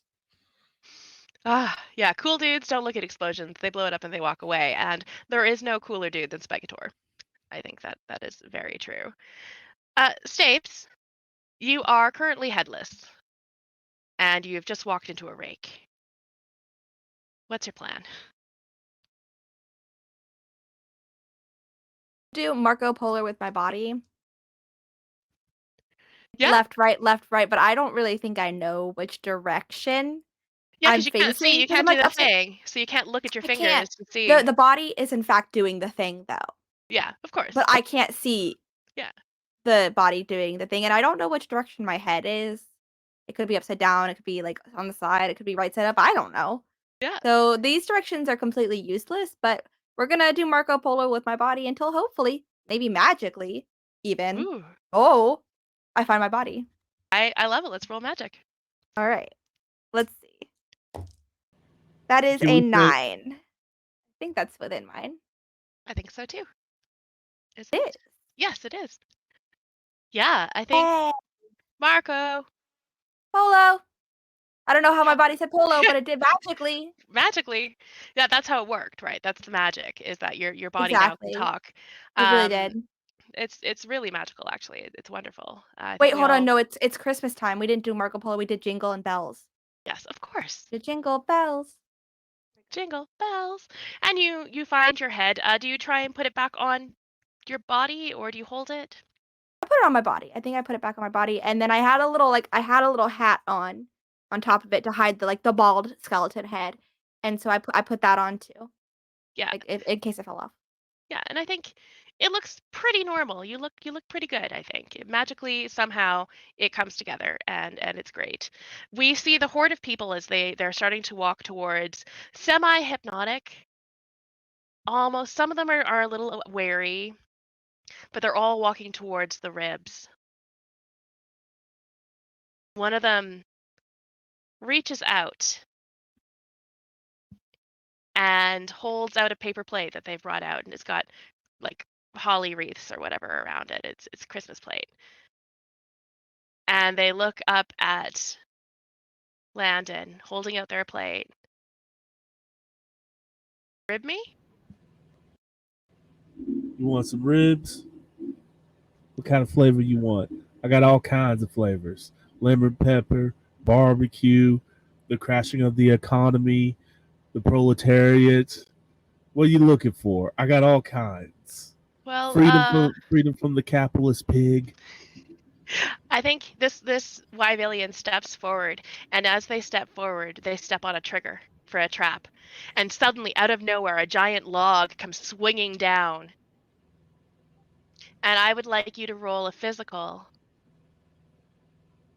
Landon, I would like you to roll a physical to see if you Copy can that. avoid the giant log as it slides down, ready to hit you. Excuse me. Shit. I rolled a 9. Should have went the other way. I would like you to describe what happens to your body when you get hit by the giant log. So maybe while I'm talking, I just see it and I forget that I'm no longer the mountain of the man that I used to be. And I just put my hand up and it misses me, but my hand that my good cook just decides to go that way. And I'm like, I think it's holding your barbecue sauce ladle too, as it no, goes the little flying, dipper. and it lands in the snow far away from you. And the other people, they go rushing towards the ladle. They want to get a taste of that barbecue sauce. And as they go, suddenly, all of a sudden, they're setting off hundreds of traps, thousands of traps. It's like fireworks. There's explosions, there's ringing, there's alarms, there's people getting blown up into the air. It is chaos. Can I say that the immigrant song from Led Wah, Zeppelin wah, was playing? It is playing wah. as Yeah, I'm running absolutely. away, running through the explosions at this Yeah. point. It's got like some kind of jingle bells in the background too. It's Yeah. the Christmas version somehow. Uh, which is disturbing, but that's okay. That's how it works. And I think you can all use this moment.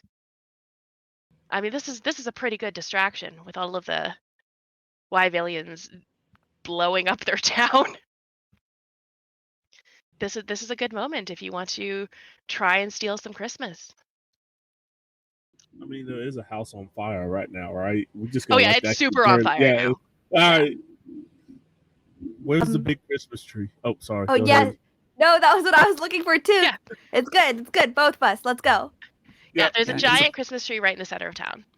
It's a playbook. This is an exact repeat of what happened in Wartburg last year. That's why Yeah. we're banned. I need Oops. someone to throw me to the top of the Christmas tree to get the star.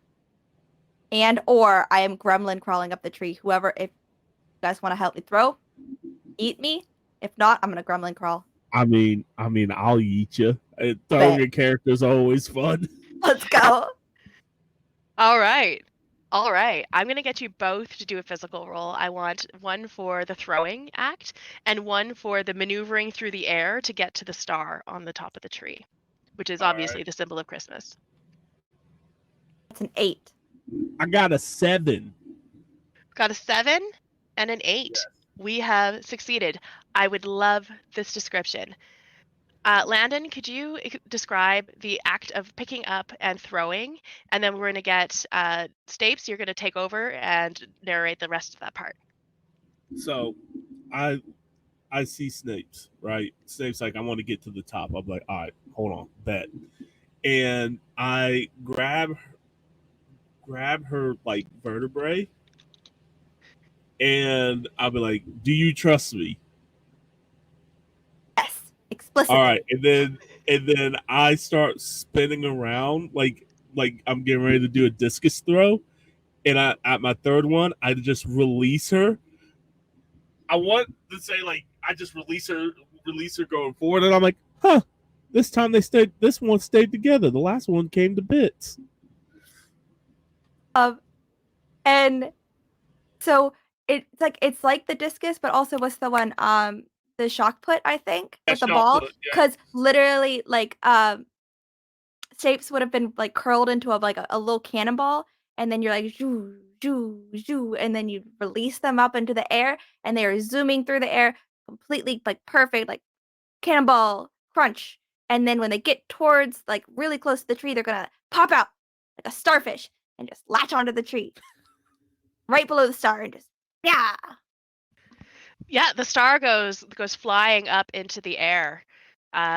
We have Spicator and Catacomb. You are both on the ground. You see the star go flying up into the air. What do you do?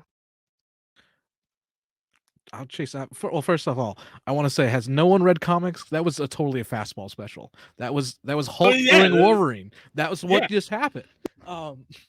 Second of all,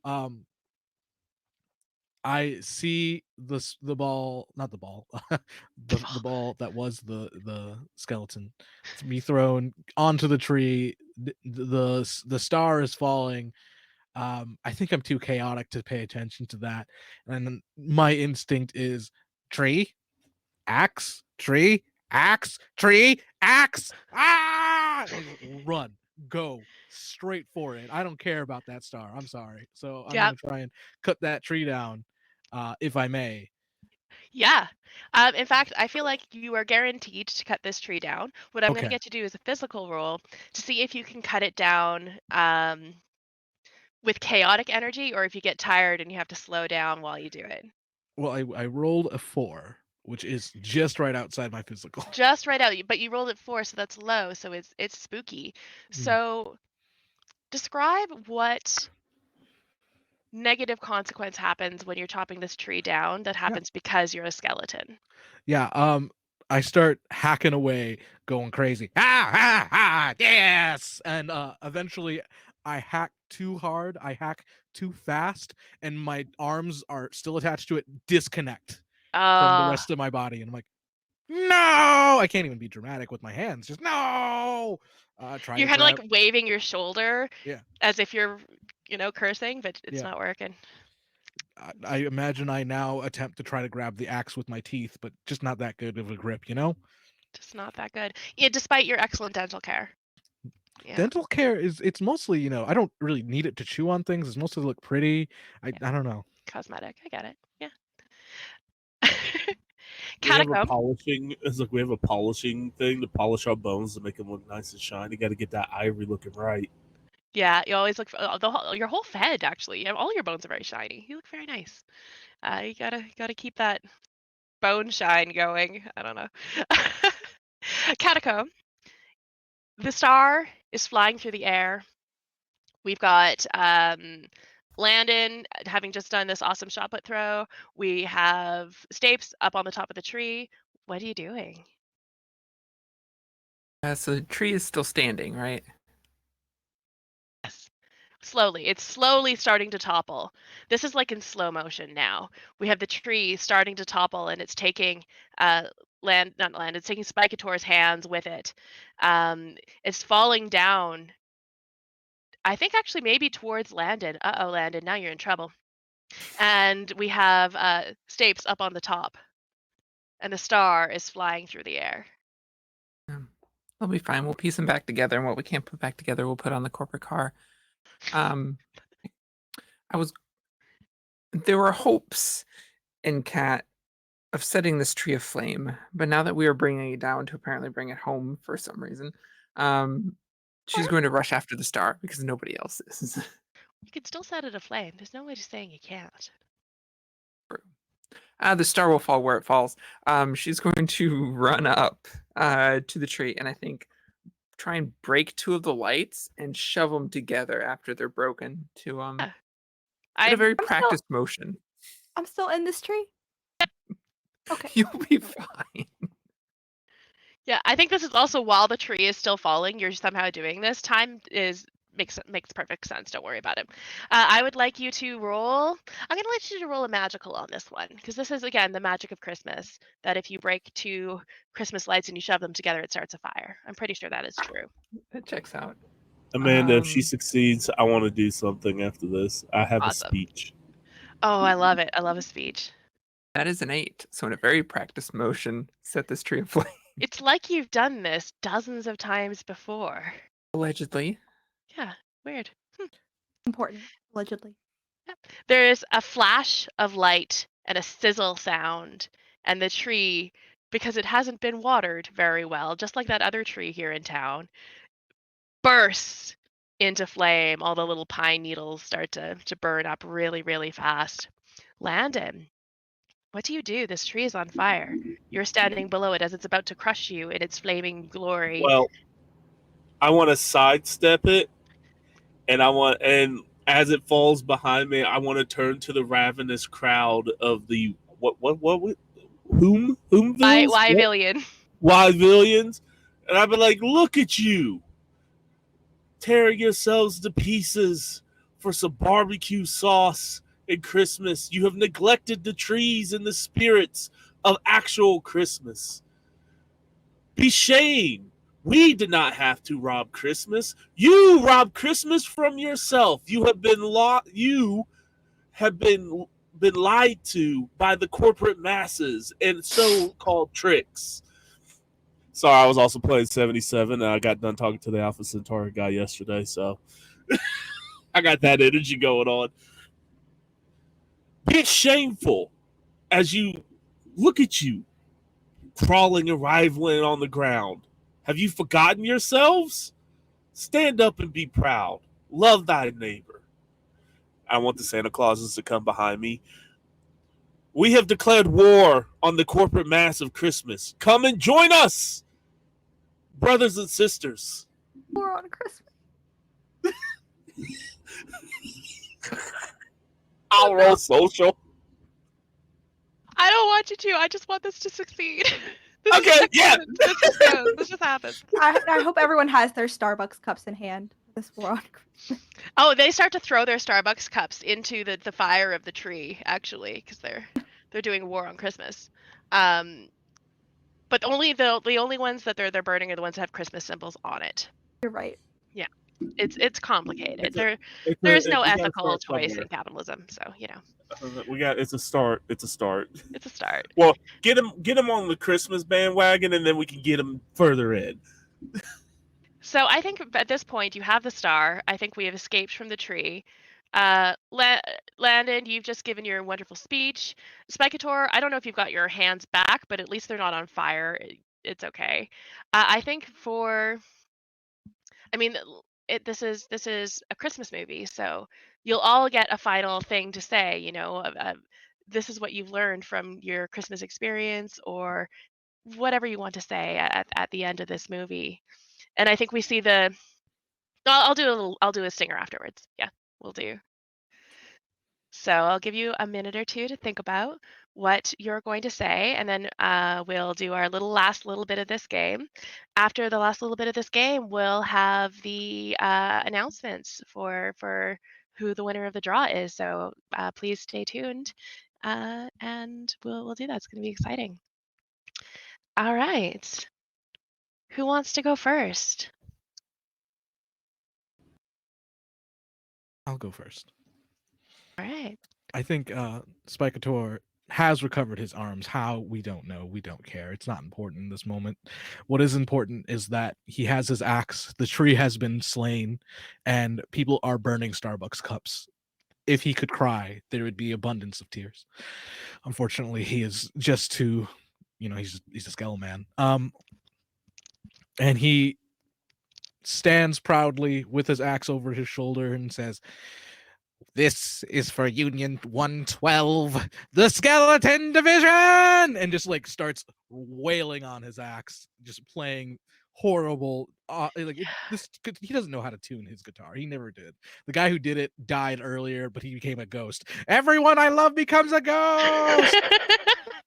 Yeah, although you can see that there's this horde of other skeletons that are members of the Grinks army, and they're just sort of, yeah, 112, 112, 112.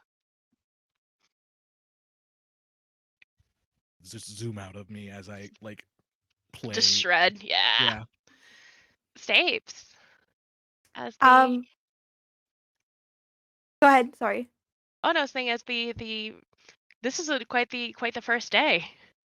It really was, and I think I wandered back from the fire. You didn't see me get out the tree. I don't know. It hit the ground and I wasn't. Somehow I did. But in my arms is the raccoon from the trash can. And I rescued him from the tree that was burning because his little nest was in there right next to me, just like the owl in the Rockefeller Center Yes. Christmas tree. And I put one of the ornaments that was the Santa hat on his head. And he looks a little singed though. His fur is a little singed. And I just stand there nodding at the flaming Christmas tree, nodding at the sick tunes that are off tune, out of tune, being played. Like, so this is Christmas. And the raccoon just like very, very cartoony, just and a little puff of smoke comes out his mouth. And that's it. I love it. He's coming home with us. Oh yeah, he's our new friend that lives in Our the cave. friend. New friend of ours. Yeah. And we see Catacomb with a small group of the Santas over by Town Hall, because the real spirit of Christmas that we've learned here is workers coming together to overthrow capitalism and the economy. But even within that, she has to replace the company car because we lost it on the way down in pursuit of this goal. So she is working together with these newly unionized Santas to pull one of the large doors off of Town Hall, and is collecting the skeleton legs that we pulled out of our newbie friend, our rookie earlier, to use as the railings. Because nobody blew up this time, which is a new record, I think, for Christmas. Yeah, I think you get a lot of high fives for that too. Like, good job, Mhm. good job. Burned a bunch of stuff, didn't blow anyone up. Impressive. Landon. So, Landon is sitting on the sleigh, basking into the gloriness of this fire and shredding. Right? He has put a stencil down and has spray painted the sickle and hammer on the Santa sleigh. Right? And Mr. Claus comes up, and I'm like, "How do you feel about Halloween Town?" And they start walking together into the woods to spread our message to all of the holidays, to break away from the corporate greed that is, and to bring it back to what they really were: which was love, spookiness. We're gonna just burn Valentine's Day down because it's nothing but a corporate holiday, so it's got to go. Valentine's Day City, it's got to go. Yeah, But we're gonna that bring whole back all the original ones. We're gonna get them back on the right path. And right now, that's what he's doing. He's discussing with Santa Claus how to do that. beautiful. Beautiful. I want Spikator to go like, wait for me, I'm getting Juneteenth back on track. Yes, let's go. Incredible, incredible. And I think as the moon crosses the sky over the Wyvilians and the Santas and the skeleton army and you wonderful skeletons, the camera pans across the sky past our favorite constellations and focuses in on Nakatomi Mountain where the Grink lives. And we see the Grink standing at the edge of the cave, his arms crossed, and he just nods in satisfaction, pride that his skeletons have done a great job. Then there is a crack, the sound of a rock falling, and he turns around. The cave is lit with red light, and out of the darkness, out of the shadows, steps a menacing figure, huge, giant antlers, evil red eyes, and an even more glowing red nose. Rudolph is here to take revenge. The end. Rudolph would work for the American government, the son of a bitch. He's Absolutely. just jacked Rudolph. Yeah. That's just all I He's pictured. Jacked Rudolph. Just like huge, like on steroids.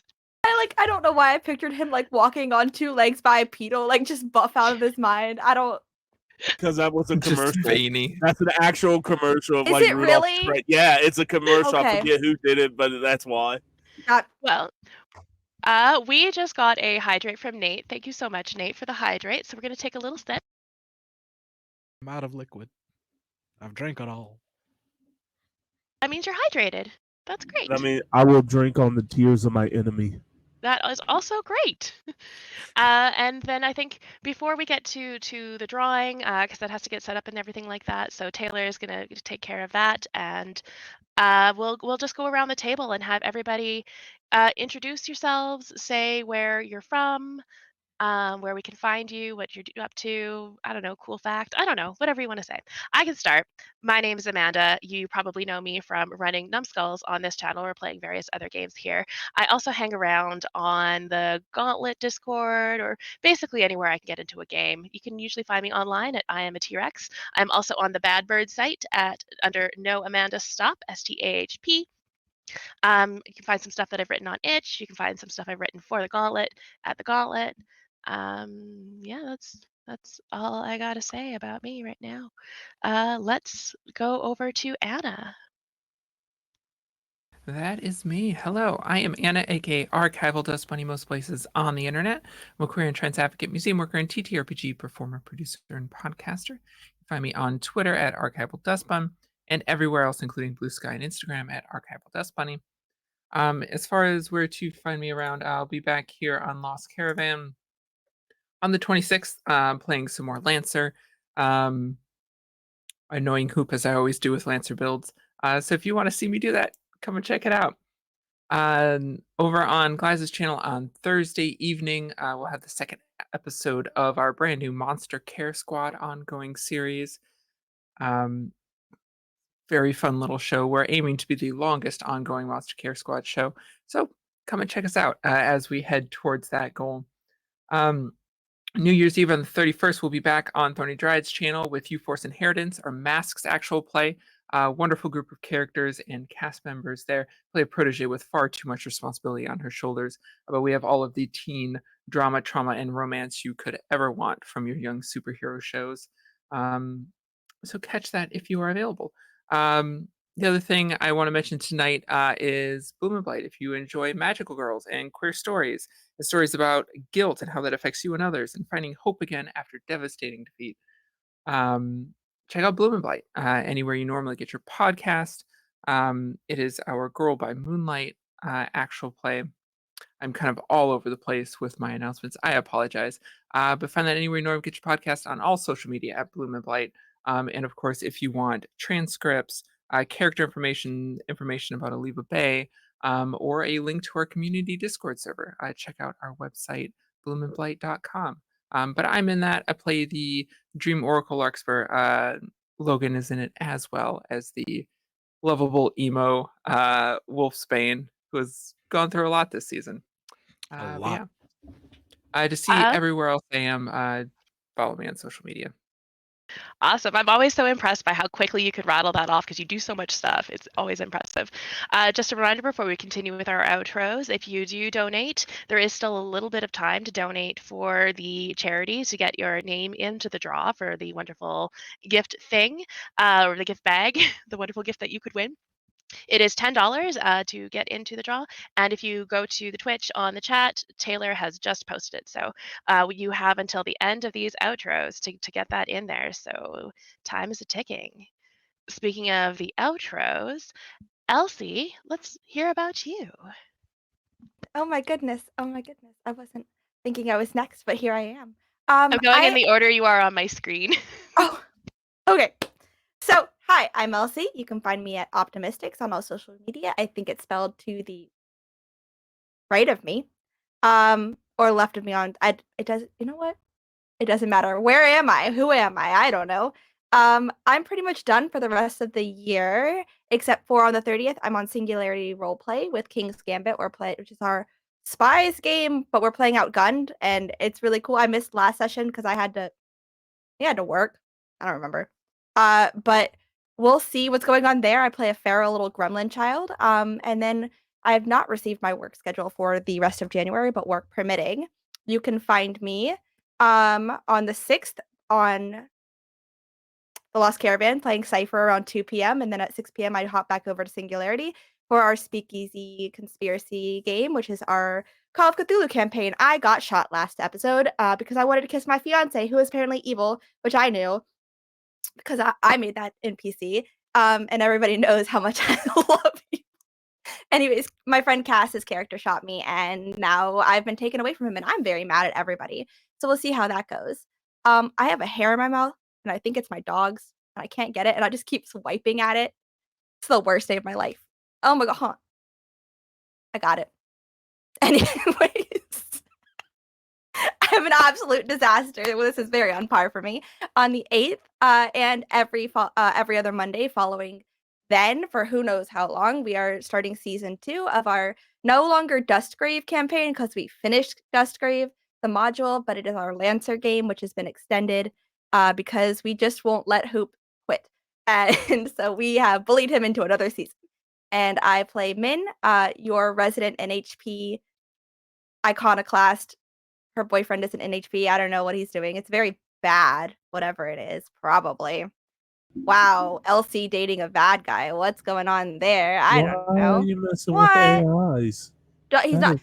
It is a non-human person. There is a difference, and he is Oh, I'm great. sorry. He is great, It's and I love confirmed by him. the moon. He is the best boy. Everybody loves Apophis. He's never done anything wrong in his life. On the 9th, I am back on Singularity for Gay Camp, where I think it's about to turn into a slasher flick, which is what it has been intended to do since the summer. And we are excited and terrified, and one of us is going to die first.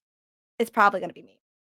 On the 14th, I'm back on The Lost Caravan. I just kind of like hop back and forth until Taylor's like, hey, we're doing something on High Shelf, and then drags me back over. And I love it.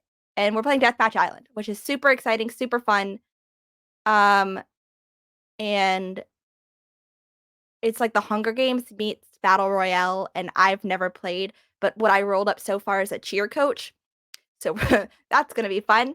And then on the 29th, Heart, which is the second part that Doc, who usually runs Delta Green over on the Lost Caravan, is playing our second episode of that. It's again, I'm playing a gremlin child as I normally do. And that is the witch playbook with tacked on I forgot what it was. It's the one that sees things and visions in their dreams. It's very cool. Heart is very fun. And that's where I'm going to cut it off for me because I've been rambling for far too long. really, it's a lot of stuff that I do normally where I ramble and can't get my outros done, but also I'm trying to buy you guys time to donate more money. So whoever's next, take it away. Very fun. You also do a lot of fun things. I love Lancer, and I literally like Deathmatch Island. When I played that, I was like an attorney who thought he was Batman. It was the funnest. Oh gosh, I'm so excited to It play was great. now. Yeah, it was great. Let's go over to Casey. Hey everybody, how you doing? My name is Casey, Tabletop Trucker 78 on Instagram Threads, because I don't do that evil bird stuff no more, and Tabletop Truckin 78 on TikTok, where you would think I would put tabletop stuff on there, but it's mostly trucking. You can also find me in the wild in real life, mobbing up and down the highway. Look for a blue semi truck with Lucy from Cyberpunk 77 on the side of it, and all the other stickers. That's the easiest way to figure out. Oh, that must be Casey. As for where you can find me here next week, I think, playing Pathfinder on the 28th with Hoop and the gang. I haven't decided on what I'm going to do yet. Probably going to be something dumb. Probably something wrestling based. I mean, let's be honest. And then I'm pretty sure that's it for me for this year. But then starting next year, whew, all right, let's just go down that. Let's see. I'm forgetting. I know that we're coming back for Werewolf, where I'm playing a slick werewolf who has unfortunately watched his mentor die in front of him, living up to my other nickname, Granny Bane. So that should be fun. What else? And I think that's on the first in the night. I know that I have a wrestling game that I'm a part of. So if you want to see a 3 minutes of me time, you going nowhere type kind of character, because Macho Man Randy Savage was like my guy when I was growing up. So I'm definitely bringing that. I know that's coming on the second, I think. It's first or second. Because I can't find it right now in my many of things. It's around here somewhere. Yes, Werewolf. But yeah, we got that going on. Werewolf will be on the 2nd and the 16th, I think. David will probably correct me on that later. Let's see. And then going back over to our lovely people and at the Lost Caravan, I am on the first and on the 21st. I'm pretty sure in another Pathfinder game, where again I will be doing some tomfoolery. I don't know, because I've only played Pathfinder in my private game. What is this? Okay, we got a name. So yeah, that's that. I'm gonna be around. If anything, the biggest claim of fame I got is that with the help of Taylor, helping me out, created Mass Effect. So check that out. Download that. Come play the Cyberpunk Red Hawk of Omega Tales. Anyway, I'll leave it to you, Amanda. I'm done rambling. We have a name now. That was awesome. I think we just need to go with Logan. Logan, what are you up to? Hi, I'm Logan, also known as Logan the GM. I've got some things going on, not as nearly exciting. I decided to wind down around this time of year because holidays are stressful. Okay, now that I've said it, I can maybe talk about what I'm doing. I'm a part of a all POC tabletop collective known as Apochromatic Unlimited. We work to uplift all POC voices within the TTRPG space because, hell, we need it. We just need a little bit more melanin out there, that type of thing. You can check us out at apochunlimited.com. That is our website. You can also check us out on Twitter and Blue Sky, on Instagram, APOC Unlimited. We did release this year our issue 0 of our zine, which you can download for free. You can also give us money if you would like. It is not necessary. We want to give you an idea of what we want to put out there for everyone to see, the POC voices in this space and what they can contribute. Outside of that, I am also, like Anna said, I'm part of Bloom and Blight as I play Wolfsbane. I affectionately refer to him as Vegeta if he was a twink. Yeah, that's the basic idea, is angry but also gay. It happens, you meet them every once in a while. Outside of that, I have some projects in the works that have not been announced, so I can't really name and point you to them. So that's fun. But I am working currently on a D&D 5e adventure. It's called Twilight Wars. It is affectionately known within the group as Strahd Jammer. So Strahd in grace is the general idea. Where I'm writing the about half of the subclasses that we're making for that. There are actually going to be all the classes in D&D that we will be making one subclass that is both sci-fi and horror themed for people to play in this setting. And then I'm also working on the ancestries for it, because for many of us who play 5e D&D 5e, you might have been disappointed with Spelljammer for various reasons. I was mostly disappointed because they introduced a group of androgynous squid people and didn't give us stats to play as them. Come on, guys. I want to play them. I can't remember what their name is now because it's been a while since I looked it up. I'm gonna look it up. I might get it in at the before we finish. We'll like say goodbye. But outside of that, all my other projects are like hush hush.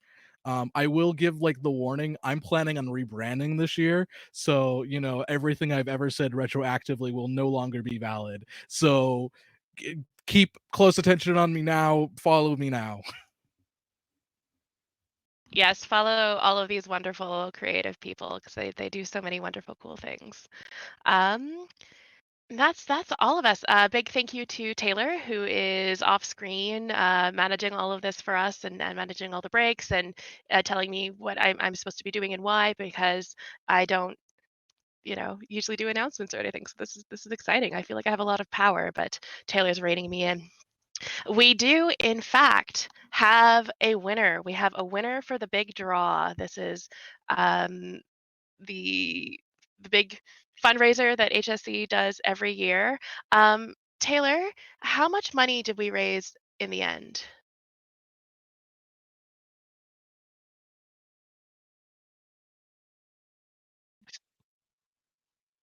If, yeah, so that was $5,200 goal, and we're at 7,300. Is that correct? And 95, that's incredible. So that is all thanks to the wonderful viewers and the wonderful people in this community, that this is all going towards Elevated Access, which is a charity that helps people get to, I believe that helps get them to medical treatments that they need if they need to go out of state for various reasons, such as their state being real jerky about things, and they need to get assistance elsewhere. So yes, wonderful. Thank you all so much. And I will announce that the big winner of the books and the Hot Wheels and all of the wonderful gifts, that is going to be Turk, Turk. So congratulations to Turk. Go, You will Turk. be contacted. And anybody else who has won one of the smaller prizes, one of the other things that's happened throughout this fundraiser, you will also be contacted. Just wait for an email. Join us on the Discord, the High Shelf Collective Discord. We have a lot of fun on there, and then maybe you can come play games with us. Taylor, is there anything else you want me to add? All right, I think that's it. Well,